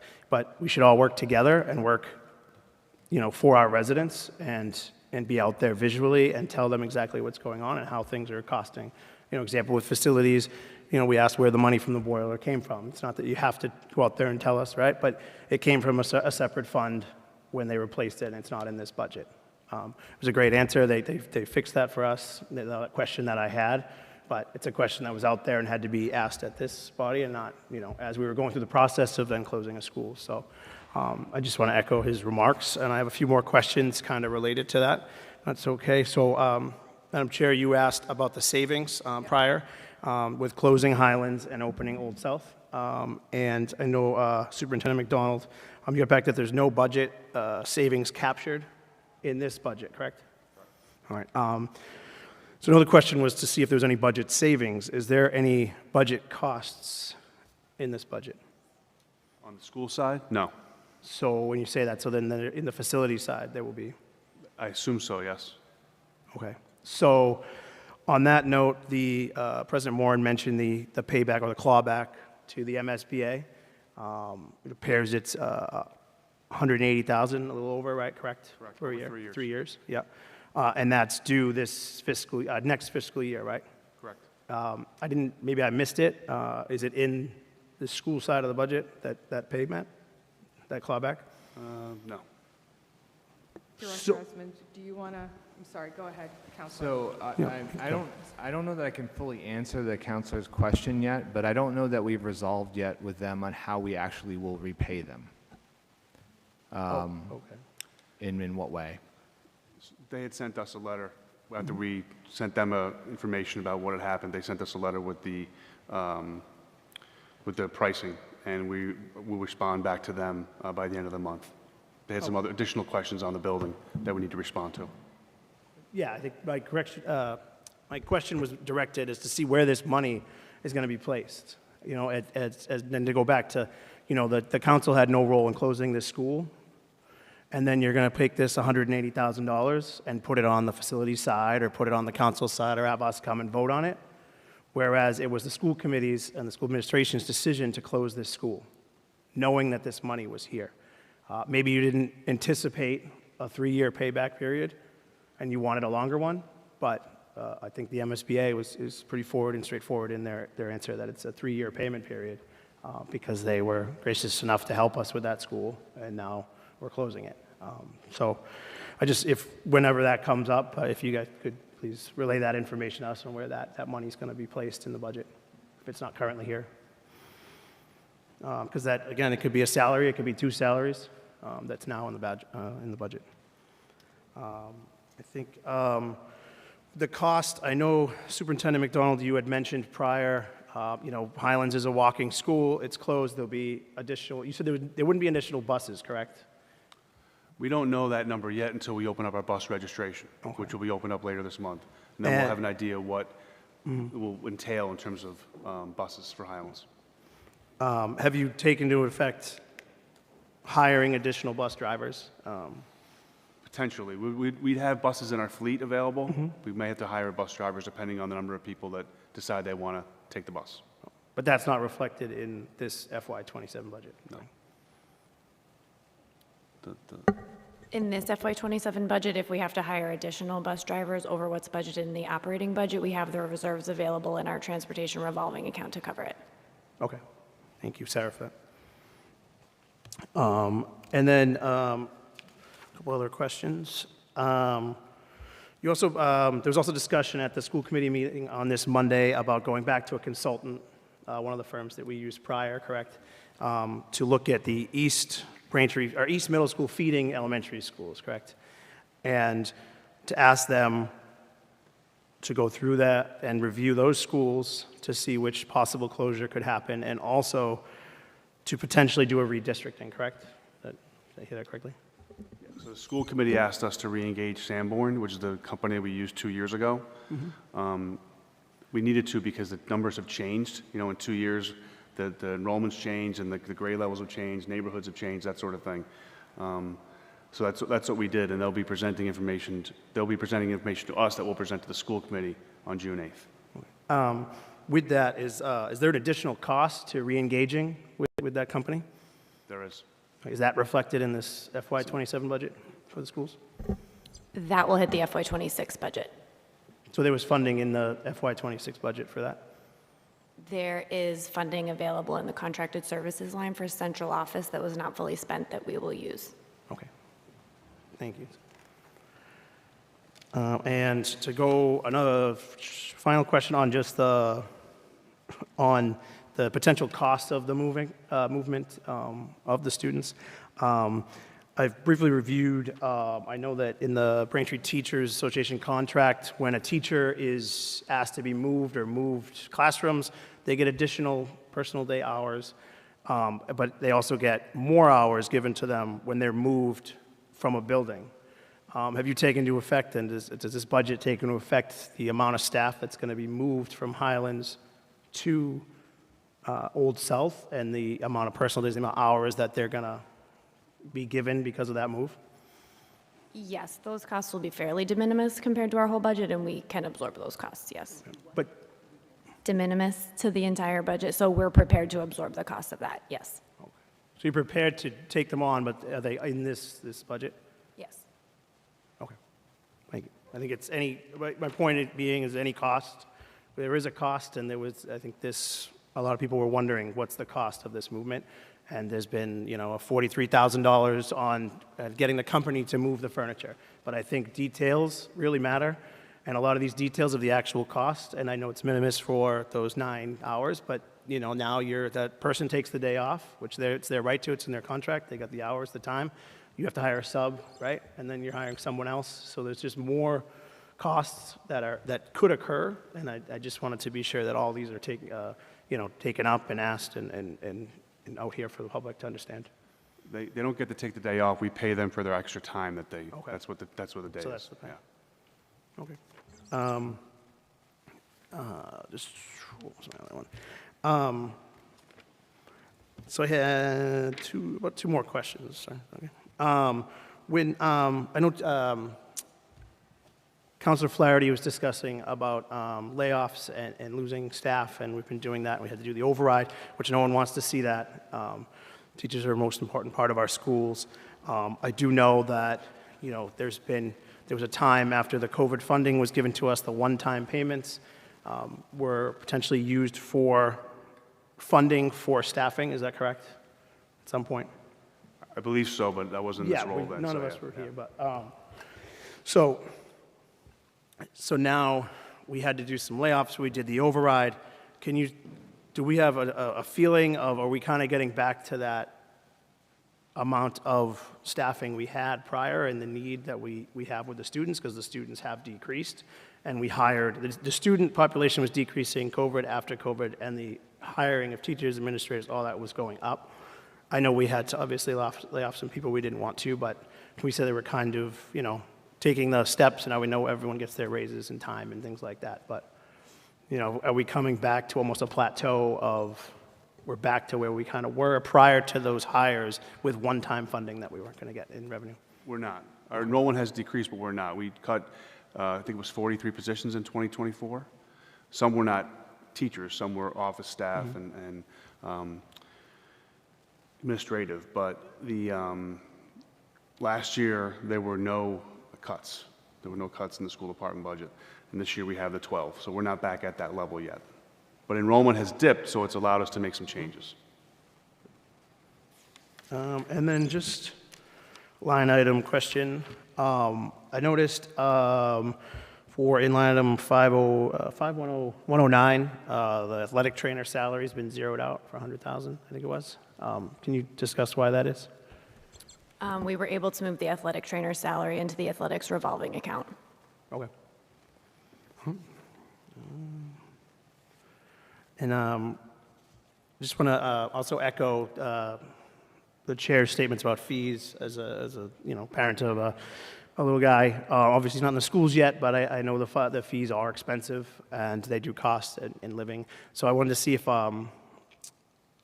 if at some point later, if there's any way you guys maybe have a chart or about surrounding communities or similar communities and see what their fees are for whether it's athletics, full-day kindergarten, buses, things to that nature, the fees so that we can kind of compare it and contrast and see how we relate to, because I know that as was mentioned prior, a lot of the cities and towns, municipalities are going through what we're going through with the revenues shortfalls and costs going up, cost of living going up and everything like that. So I just want to, and so I can ask too, I know Superintendent McDonald, you weren't here, but with the free full-day kindergarten, there was a period of time for about 15 years, correct, that the town could have applied at no cost at its own through the state? So that is true. I believe what I've been told is that they didn't pursue that because there wasn't enough space at that time in the elementary schools, because all the classes were half-day at the time. So if you'd have to almost double your kindergarten classrooms, and there wasn't enough space. At that time, we were a K-5 district, so there wasn't space at that time. So that's what I've been told why they didn't pursue it. And is it, I don't know, is in your opinion, most of the districts that have full-day kindergarten, they have it currently now because they were able to get it for that zero fee? I couldn't answer that accurately right now. I would say that there are districts that had took advantage of that at the time. There's other districts that had just recently started charging again for full-day kindergarten. So it depends on the municipality at the time. Thank you very much. I appreciate it. Thank you. Thank you, Madam Chair. Thank you, Counselor. Director Esmond, I know we have the Finance Department budget hearing tomorrow, and to follow up on Counselor Sterling's original question about the 3-year annual installment of $180,000, if that is answerable tomorrow during the finance portion of the budget, that would be super helpful. I think to rephrase the question, it's if that first year of the payback to the Mass School Building Authority is in FY 2027, which department's budget will that $180,000 be withdrawn from? Is that accurate, Counselor? That was your question? Yeah. So if we're able to get that tomorrow, that would be great. If not, I guess the second follow-up question is that going to be a supplemental request? So my understanding is that we won't know that yet. And I think I'm not an expert at this, and obviously I think this is, there are others that have had more experience working directly with these types of things with MSBA. But I'm going to speculate to some degree that there may be multiple options that a community is given as how they repay this. So I think it would be a little bit early or premature for me to say that, like, which department Okay. and how we're going to sup it or something like that. Okay, We that's haven't even reasonable. closed the South project out. So that's probably an important thing to note. Because in doing that, we would still be looking at closing that out, receiving final payment, all the things that are done in order for the project with MSBA to be closed out. So I think there's probably multiple ways that we could talk to them. And I think, again, it's probably a little premature for me to say exactly how. But I think certainly we will certainly engage folks on how we would do that. And if we need to ask for, or either, no matter what, we'll report on how we do it. Okay, there's only the information that we have right now, so if you can please keep this committee apprised of the results, that would be very much appreciated. Thank you. Okay, we have another school-related item on this evening's agenda, but it is not for the school operating budget. So before we move on to that, are there any other questions for the school department on the school operating budget? Counselor Maglio. Yes, just one quick one, and I don't know if this comes out of the finance budget or if this comes out of the school department, but I have asked for, and I don't think we've received an actual breakdown of the costs of the consultants, the master plan, what the deliverables were. So is that available? Yep. And I'm sorry, I will get that to you as far, I think you'd asked for the contracts, but I can say I can quickly summarize it. So the master planning authorization we saw was for $400,000. Ways and Means and Town Council approved it. That was funded through a reserve. We transferred the balance or a portion of the balance of a reserve that was set up in the fiscal 25 budget. So that was funded with cash.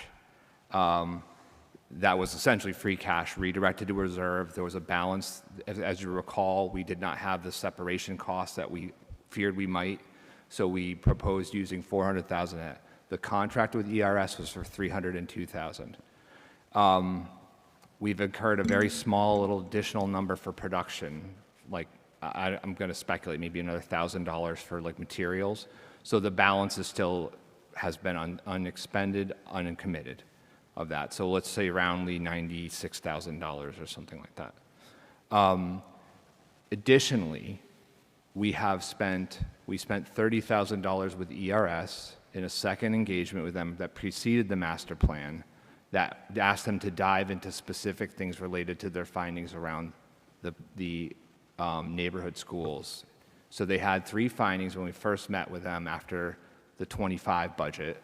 One of them related to neighborhood schools, so we specifically went back to them and asked them to drill down on it, and that produced some of the findings we alluded to earlier about sort of the efficiencies and challenges that the district faced. I mentioned the specials as an example.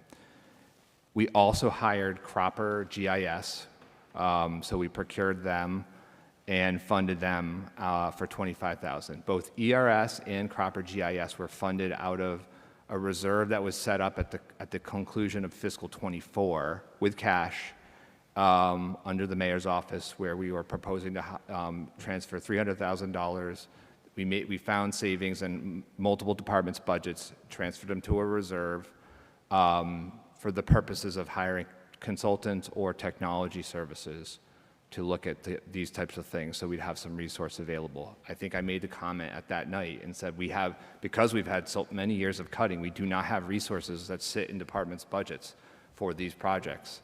So typically, if we need funding for these, we're gonna have to come back each time and ask for it and seek their approval. So that, I know that doesn't answer exactly what you're looking for as far as the contracts and the deliverables, which we'll provide to you. A number of the results of those engagements are provided on the BPS facilities plan.com website. But that said, I'll send them to the committee separately, so you have them in your inboxes. Great, thank you. Thank you, that's all. Thank you, Counselor Maglio. Okay. All right, so from a procedural standpoint, we have 2 revolving funds as well, and then we're going to move on to, sorry, I have so many papers in front of me, I got to find the number. We'll move on to 26039, but does anybody have questions on, we did touch on all of this quite extensively, but just to put a fine point on it, the full-day kindergarten fund or the school bus fund, which are paid for through fees. Counselor Sterling? So the full-day thank you, Madam Chair. The full-day kindergarten fund is just the fees that the parents are paying currently. Awesome. So any money the state got that gives to grants for full-day kindergarten, where is that located? So the funds that would be earmarked, the town will collect and put in a separate fund, or will the town, it'll be available for the purpose of the school district. It wouldn't go into these revolving funds. It'll be a separate fund. All right, thank you very much. Appreciate it. Thank you. Good question. Okay. Anything else on the revolving funds? Okay. With that, Clerk Semino, we can move on to, okay. We're going to go to 26039. Mayor, establish a special purpose education stabilization fund or take up any action relative thereto. Director Esmond, I will turn the mic over to you. Thank you, Madam Chair. So the motion that's before the committee has everything to do with the operating budget. So we're kind of back into that. But just very quickly, I'll summarize what this motion does and then provide a quick sort of overview about the intention here. So this fund would be set up under the same authority that we proposed and Town Council approved last year for a special purpose stabilization fund. So it's not dissimilar in many ways. If it's approved by Town Council, the fund would be established. All resources put into this fund remain separate and distinct. Any earnings on a balance, the balances of them would stay in the fund and it would accrue the benefit of that, as opposed to other funds for the town where essentially any earnings are treated as earnings on pooled cash and are treated separately. So in many ways, this behaves much like a stabilization fund. You can see the purposes that are identified. So under MGL Section 5B, we need to identify the purpose. We have structured this broadly, and if established, this fund could collect any resources that would be appropriated by the council to it in any given year or at any time. There's no dedicated resource or revenue that would go into this. We're not proposing to directly divert any operational revenue or other revenues for it. So that's an overview of what this does, why we're proposing to do it. I think everyone here, I think, has worked with us for several years and has very aware that even at the mayor's proposed 3.5% spending growth target for the district, which is based not on what I think she or the committee or I don't want to speak for the council, but what many would want to do or actually make available. It's based on what we believe we can afford, and even that is challenged by if you look at our out-year projections. Even at 3.5% growth, we routinely find the district is challenged to live at that number without being presented with meaningful spending reductions in the ensuing year as well as potentially in the future years. The superintendent and Sarah identified the $2 million in level service forecasted above the 3.5%. And I don't think that's an atypical year when they roll up their level service projection. And what we're proposing and why we're proposing this is to establish a funding vehicle, that would be funded, presumably in most cases with one-time resources, but would accumulate those resources and make them and allow them to be available to the district for its planning purposes over a multi-year period. We would be working with council to identify resources, in, for example, whether they were from fund balance that was available, whether they would be one-time development fees that would otherwise end up as free cash, but we would propose them for this purpose. If they are, a trust that could be the funds could be transferred. Year-end balances, year-end surpluses at the district. There's a variety of sources, but all of them are ultimately one-time in nature. We're not proposing to take annual operating revenue and otherwise put it into this fund. The hope is that this would provide a sustained, at least in the a multi-year period, maybe not too forever, but for several years out, so the district can begin to plan for not just the next year and the challenges it has in next year's budget, but also what does it look like, at 3.5% from the operating budget, as well as what they could rely on for their planning for the next couple of years. It is not a guarantee, but it's our effort, it's the mayor's effort to provide hopefully a creative solution to try to address this continuing challenge to avoid further reductions at the district, at the school district. Let's say, as a hypothetical, that we were able to identify enough funding that would support growth half a percentage point above the 3.5 each year. That still would be below the level service projections. So it's not going to, in that case, mean the school district isn't controlling cost or finding ways to operate as efficiently as possible. This wouldn't be that. But it would be an acknowledgement that we are continuing to be challenged, again, at that 3.5%, which we think the general fund operating revenues really cannot support a higher level of allocation. Mr. McGoldrick already pointed out the fact that that of the fully loaded burden, if you want to call it that, on the operating budget, when we take into account all of the education-related expenses, is in the 60% range. And many of those things, particularly pensions and healthcare, are going to grow faster than 3.5. So we all share the collective problem of how do we make sure that we can balance the revenue growth that we have, which is potentially limited. I presented a couple weeks ago that the long-term projection of between 2.5% and 3% is continuing, with the interest of trying to be closer to the normal growth rate of this district.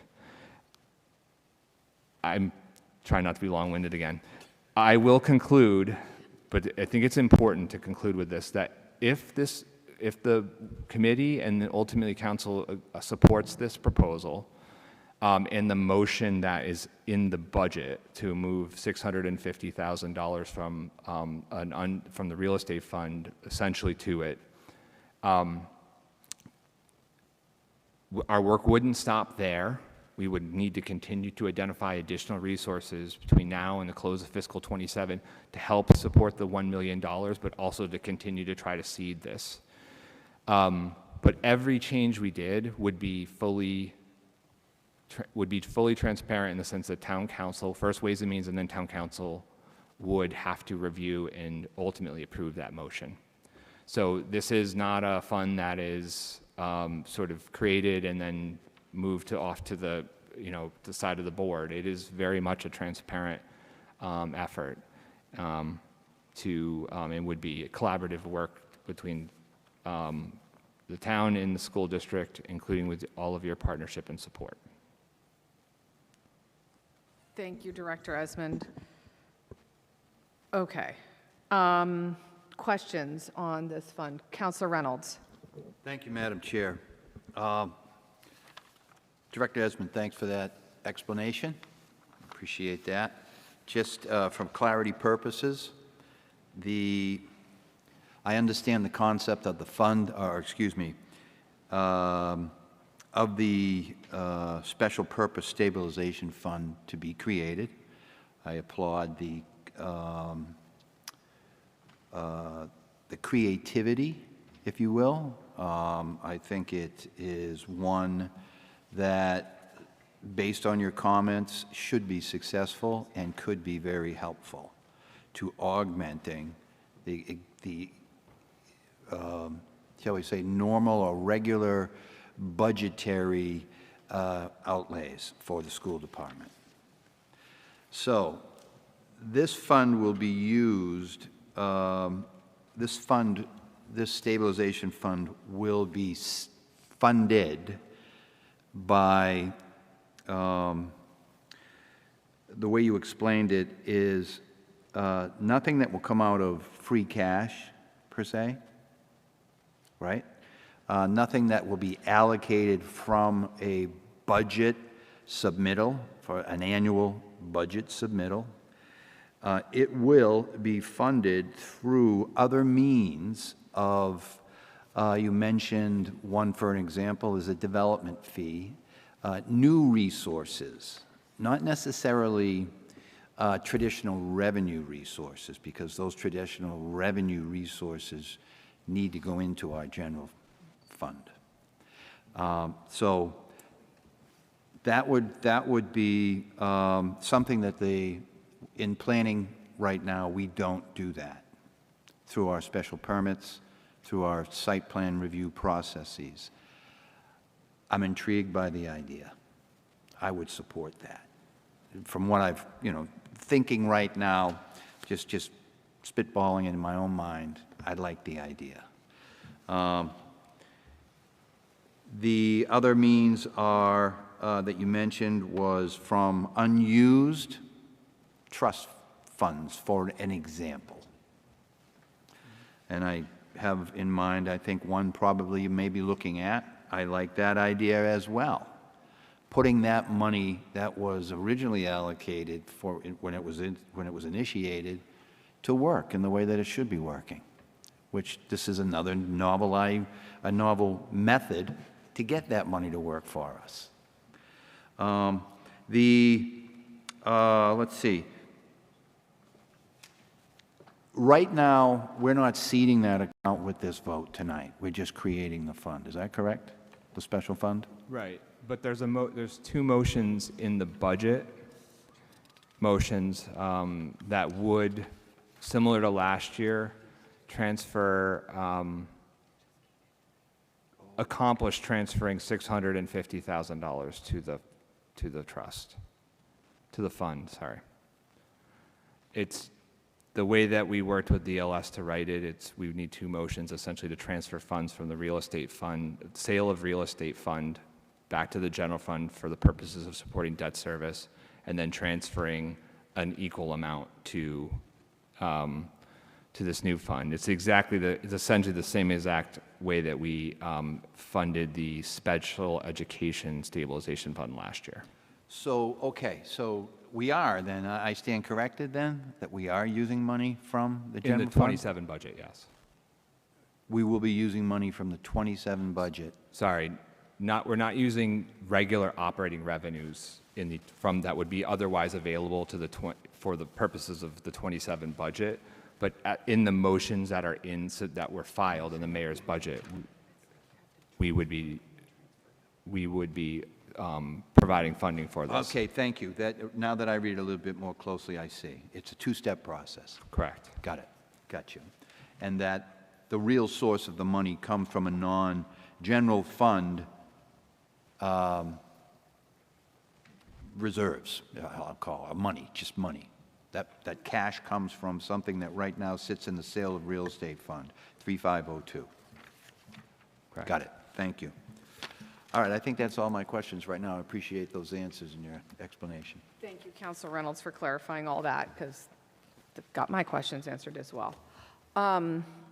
Any other question? Actually, I do have a question, but I'll turn it over to committee members first. Councilor Maglio? Thank you. I have a quick question. Will there be, I understand the council will have oversight about appropriations from the fund. Will there be some sort of oversight or role that the council will have in what gets put into the funds beyond this starting real estate trust that was found? I would think, I would think in most cases, absolutely, because we can't I mean, just like this, the motions that are in the budget, we would need authority in most instances to actually transfer funds directly or potentially in some two-step fashion to it. So we would want to be, clear on it. We would, yes. I mean, I think the short answer is yes. And I think we also would be working with the district to establish sort of a policy that we can point at that sort of identifies, what types of, in what cases we would be the case. So if there was a large development, let's say permitting fee revenue source that was coming in, we would want to certify that it was above what was budgeted. It was not programmed into the normal, and it was something that by making it available for this purpose, we were in no means jeopardizing, other appropriated expenditures from the budget. So those are the types of things that we would want to make sure that we're, transparently adhering to. I think it would be, in many instances, we would be asking for your authority to move funding in and out. Great, thank you. That was my question. Mine too. All right. Councilor Sterling. Just a quick question. Thank you, Director. I know in the motion, and you made it very broad, this fund, and in the collaborative work it'll take from the mayor's office, school committee, and from the town council. It does say faculty, staff, programming, services, curriculum, and any such expenditures that are related to the provision of educational services. Would that or could that include upgrades to facilities that was specifically for a school building? That facilities would have to use that for the school building? No, I don't. These would be for the purposes of the operation of the Braintree Public School District, which wouldn't qualify for that. Okay, thank you. Okay. Clerk Semino, do we vote on this formally this evening? Okay, so with that, do we have a motion? Oh, I'm sorry, go right ahead, President Moran. All right. Since this just includes the motion and it doesn't include the policy that will govern how this money is paid, the mayor states that a separate policy will be issued by my office governing the use of any resources from this fund. Will the council have a chance to vote on that policy? I haven't anticipated that we would actually have a motion to approve that policy. We certainly would present it, but and I don't know. I don't know if such a policy is typically filed and approved by the council, but I certainly would be. I think tonight I could certainly say that I would make sure we come back and present on it. Well, my concern with this is it's bare bones in what it describes. It creates the fund. It broadly states what the fund can be used for. And I understand and it's well intended and I support the concept. But the details of this are important because if you don't tailor this carefully, it's just going to inflate your salaries. It's not going to save positions. It's not going to stabilize. It's just going to be another resource to fund collective bargaining agreements. So you've got to, and the other thing that concerns me is, correct me if I'm wrong, but if it was a general stabilization fund, it would require a 2/3 vote of the legislative body for its use. You're pushing this into a specific use that is a majority fund use. Okay. And so it is easier to access. My third concern is once funds are turned over to the school department, I believe, or to a school department, I believe once they're turned over, the school committee can use them for any purpose that they want, not even if it's directed by the council for a specific purpose. Correct. So how do we deal with that? Well, I think, thank you, President Moore. I mean, I think those are very good questions, and I think I think by virtue of the fact that just to start with the policy, by virtue of the fact that we would have to get authority for any of these funds to be used, and I say the mayor would file it, it would be reviewed by town council, but the district and we would be jointly presenting the use of it. I think we would naturally have to come back and present that policy and get an understanding and a concurrence on it, and comfort with it.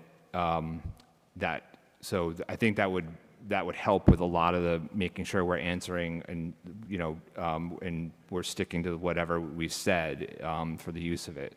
I think that's accurate as far as once the funds are transferred and made available to the district, the way that as you know, the way that we control programming, funding, and appropriations in the town side is not going to be this. It wouldn't be the same we don't control the use of the funds once it's in the school district's purview.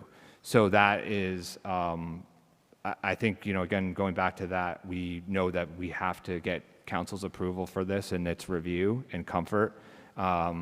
I think that is a important part, a critical part of the response I'd have is to say that at any point we will need to make sure that we're ensuring we're getting answering every question and demonstrating we're adhering to the policy we've presented to the council and that we're sticking to it.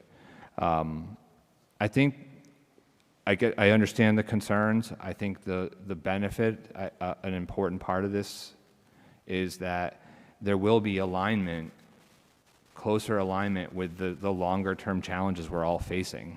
It's not to say there isn't any alignment with the district and the town, but we will have, kind of shared interest in sort of how this fund is used. And to the extent that we are able to set aside resources, that choice will be made collaboratively. It's not going to be something, these are resources that would, in many instances, otherwise and ultimately end up as free cash. So the choice would be made to try to move the funding available and make sure that it's being set aside for a lengthier period of time. No, I understand that. And again, I think the intent is good. My problem is I can see a clear scenario where it doesn't unite or create a commonality of purpose because there's a source of funding that's available to one side of government that's not available to another. And so they'll be able to live by different rules than the rest than 1/3 of the town right now. And so, that I understand that, but and it is our priority, and I think it's an important priority. But I think we have to be careful in how we structure this so that it's used for the purpose that we intend it to, rather than have it used to continue to inflate certain costs that limit our ability to retain programs that we want to do. And so we'd be putting this money in with the intention with one intention, and it would be used for another purpose. One other thing that I would note, one contributor to this fund that I think would be important would be the school system itself. If it did have an operational surplus on an occasion, this would be a place where they could put it rather than having it put in free cash and not seeing it again. They could have some certainty of and this creates an incentive for an operational surplus that doesn't exist now, that the schools, if they were fortuitous enough to have an operational surplus, that they could pour it back into the stabilization fund so that they could reserve this money to meet future needs. And I think that would be a good purpose, and I would hope that any policy about how this is used and implemented would encourage and incorporate that. Thank you, Madam Chair. Thank you, President Moran. Councilor Maglio, did you have a follow-up? I do. I want to comment on what Councilor Moran just said. So I think in the spirit of this, having transparency and oversight into what goes into the fund and how it gets spent out makes a lot of sense. And I think that with that transparency, in addition to oversight, it also disincentivizes spending things down just because it's the end of the year and we've got this money. I mean, the nonprofit world deals with that all the time, that we have a grant, and if we don't use it, we're going to lose it, and if we don't use it, we might not get as much next year, and it kind of helps us step out of that. I don't know to the extent that that's happening, but certainly it does happen in a lot of places, and this would not create an incentive to do that where we're shortchanging something, or we're not doing something that was intended to do. By the same token, we don't want to create scenarios where we are creating this separate fund that becomes some sort of a slush fund. And so having that oversight on both ends of it, I think, makes a lot of sense. But I guess, to the extent that there is a policy, what is anticipated that you see coming down the pike for a policy for something like this? So it's where I think it would be different than the thinking with the specialization, special purpose stabilization fund. It's a mouthful. We would anticipate that in the budgeting process of the school committee, they would actually kind of make assumptions about this as a revenue. So it would be so as part of their budgeting process over the course of the year, they're projecting level service. And again, this is the committee's purview, but they are looking at, the schools has multiple funding. Largely the general fund makes it the overwhelming amount of their operating revenue. But this would be one part of that as well. So we would already begin to see transparently that sort of assumption of a revenue. We all would be working off the same, sheet music as far as how much is available and what resources we think would be, sustainable. Let's say if we set this up and we are able to put more resources into it. So it would start probably back as soon as the budget writing process. That contrasts with the SPED fund because that's really intended for unanticipated fund, higher costs, potentially that spike in the middle of the year. And this is almost more in a classic rainy day fund use. So I think this would be something that wouldn't, my anticipation is the policy would contemplate this would not be something that was a sudden materialized ask. It would be something that would be a, part of a process that would be, that would go through the budget writing, procedures that the superintendent outlined and then work with the mayor's budget writing process as well. So there would be that natural sort of, microscope to it, I guess, if you want to call it that. I think also that other critical parts of the process would be, when do you request it? Do you request it with the budget? And when is enough time for the school district to request it to get enough indication that it's supported because they're making decisions that support operations, i.e. supporting teachers and other folks. So, right now, the school district I think it's required to submit its budget to the mayor within 21 days of her deadline. Maybe it would be earlier than that, because if that was not supported, at least to some degree, then they would need to know that. We would want to give them that level of guidance. So I don't see this as close to the end of the budget writing process. I see this as something that's much earlier in the process.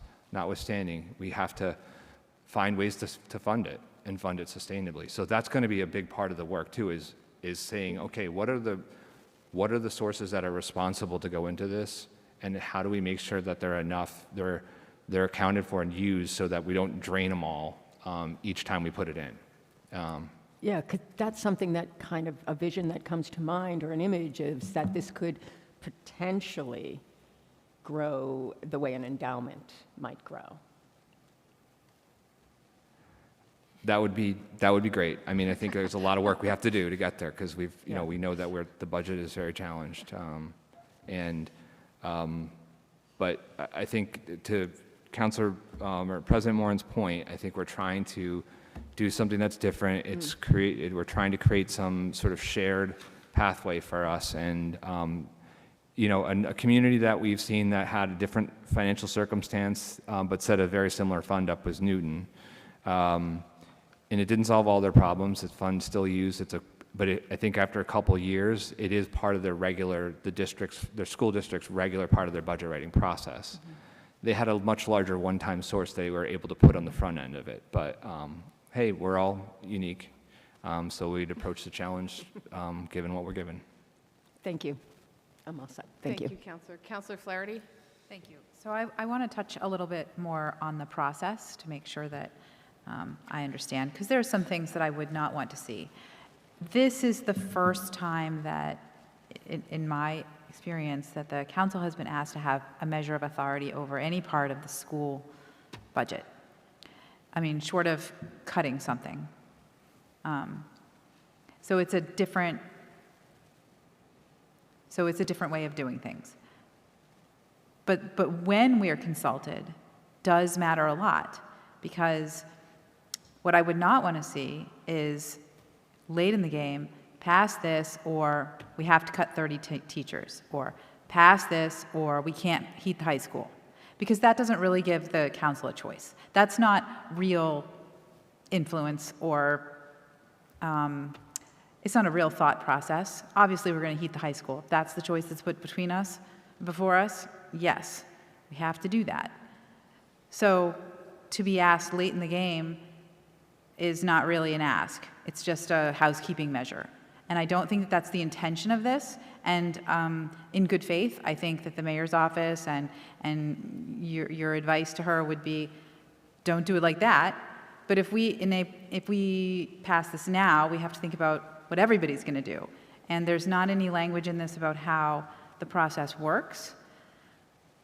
So what is to prevent this from becoming what I have kind of described, even though I recognize that that is not your intention? I think probably the best way to probably prevent that is for us, as part of the process and us submitting the budget, is to sort of require, or work, I shouldn't say require, but request by some earlier date from the school committee what their plan would be for the available funds that are projected in the next fiscal year that they would be proposing to, so we can, again, we're not necessarily filing that right at the simultaneously with the mayor's budget at the end of April. And I think the policy could speak to that. I think that's kind of where I was kind of alluding, is I envision that I think there should be some comfort in the fact that the school committee's budget process does start earlier than the town's, and so right out the gate, this would be a very, as part of their discussions with us and sort of amongst themselves, they would be discussing this. I don't know there's ever a foolproof way to avoid down the road, sort of late if a decision is made, that how that decision is framed. If you're, so I. But your intention is that this would be something that would be brought before the council before the school committee makes its decision about the budget? Yeah, and I think maybe that's something that I think we could probably work with the committee and school leadership on how we would do that. I don't know the exact, I don't want to speculate too much on the details, like if it's a certification from the chair or something, that would say, that would be made available on what the intention is by a certain date or something like that. Okay. There's probably a number of ways we can address it, and I very much understand the concern. I think we can take this back and try to address all these questions. Okay. And just so I am 100% sure, this does not in any way violate our charter and the separation of powers between the school committee and the mayor and the town council? No. Okay. No. I was just about to add, I think I don't see this very much different from what the mayor's I don't see this as different what the mayor's responsibilities are currently and what town councils are. I understand it's a different mechanism, but ultimately, the appropriation that the schools are going to rely on is going to be decided by your approval of this budget. And this will be a portion of that going forward. Okay, thank you. Thank you all. Maybe I'm comfortable voting on this tonight. I'm sorry, Councilor Reynolds, one second. And I'm comfortable voting on this evening, but I would offer that prior to the full council voting on this, I believe on the 26th is the request, could we get the policy drafted between now and then? Even if it's in draft form, to answer some of these concerns before the official and final vote? I think that's definitely doable from my side. I mean, I think it's a joint thing, so I think it would have to be in draft, because even if we can get there, I think it's going to have to be subject to approval in review from the school committee side. But I think we could have something to react to that would be draft, that would address these questions. Okay, because the appropriation has to be done before June 30th. I think I know we have 2 meetings in June before June 30th. So again, I'm comfortable for this committee to move this out of committee this evening, but I'll leave it to the president of the council if we're ready to vote on this at the end of May, or if we need to wait till June once we see the policy. Thank you, Madam Chair. I'm confident that we'll be able to flesh this out, if not, by the time that of our next meeting. But that's very doable. But definitely within the time frame that you said in June, so that the appropriation, if necessary, can take effect prior to the fiscal year. Thank you. Did you have anything else, Councilor? I just wanted to add, thank you, Madam Chair. Just add that one of the concerns that the President did mention, looking at the wording, that it would require a 2/3 vote of the council.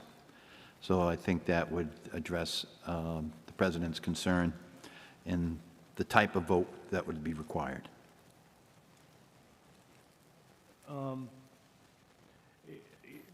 Yeah, I think we can address that at the full council and discuss it more, but I'm comfortable with it, if in your discretion you choose to vote for it this evening. I'm comfortable that we can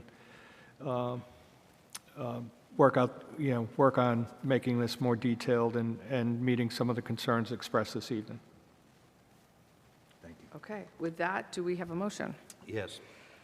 The motion is that the town council vote pursuant to Massachusetts General Laws, Chapter 40, Section 5B, to create a special purpose education stabilization fund to fund any lawful educational purpose, including but not limited to faculty, staff, program, services, and curriculum, and any such expenditures that relate to the provision of educational services by the Braintree Public School District.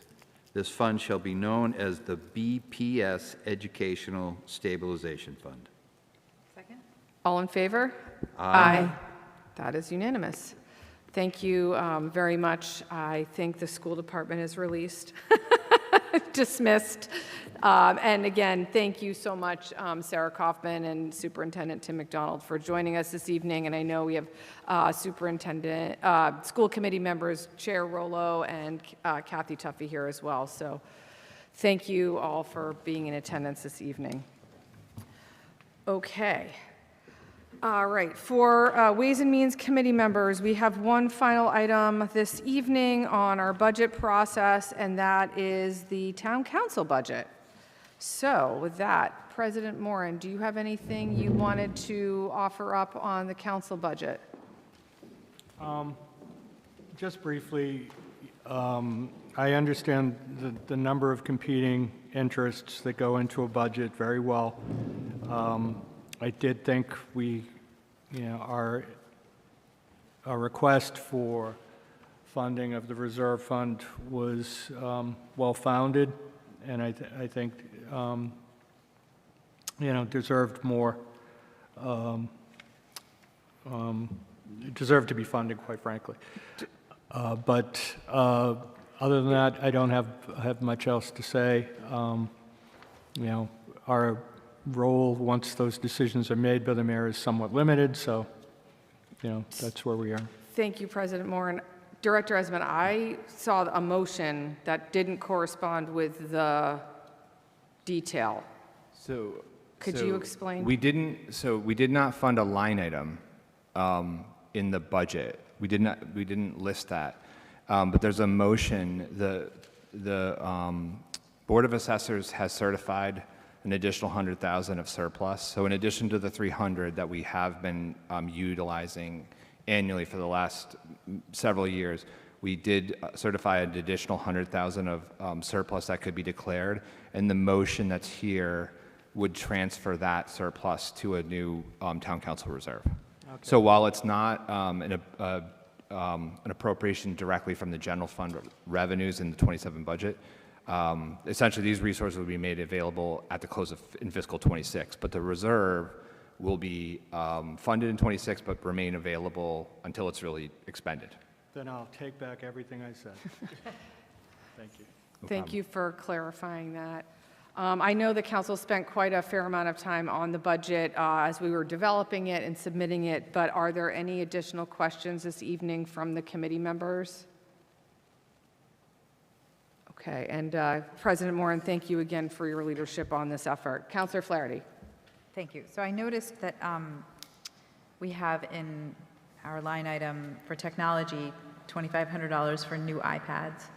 Is that an expenditure that we're planning to make in the near future, or is that just like a reserve in case of like a broken iPad that needs to be replaced? Our intention was to take an incremental approach and start turning them over a couple over every year.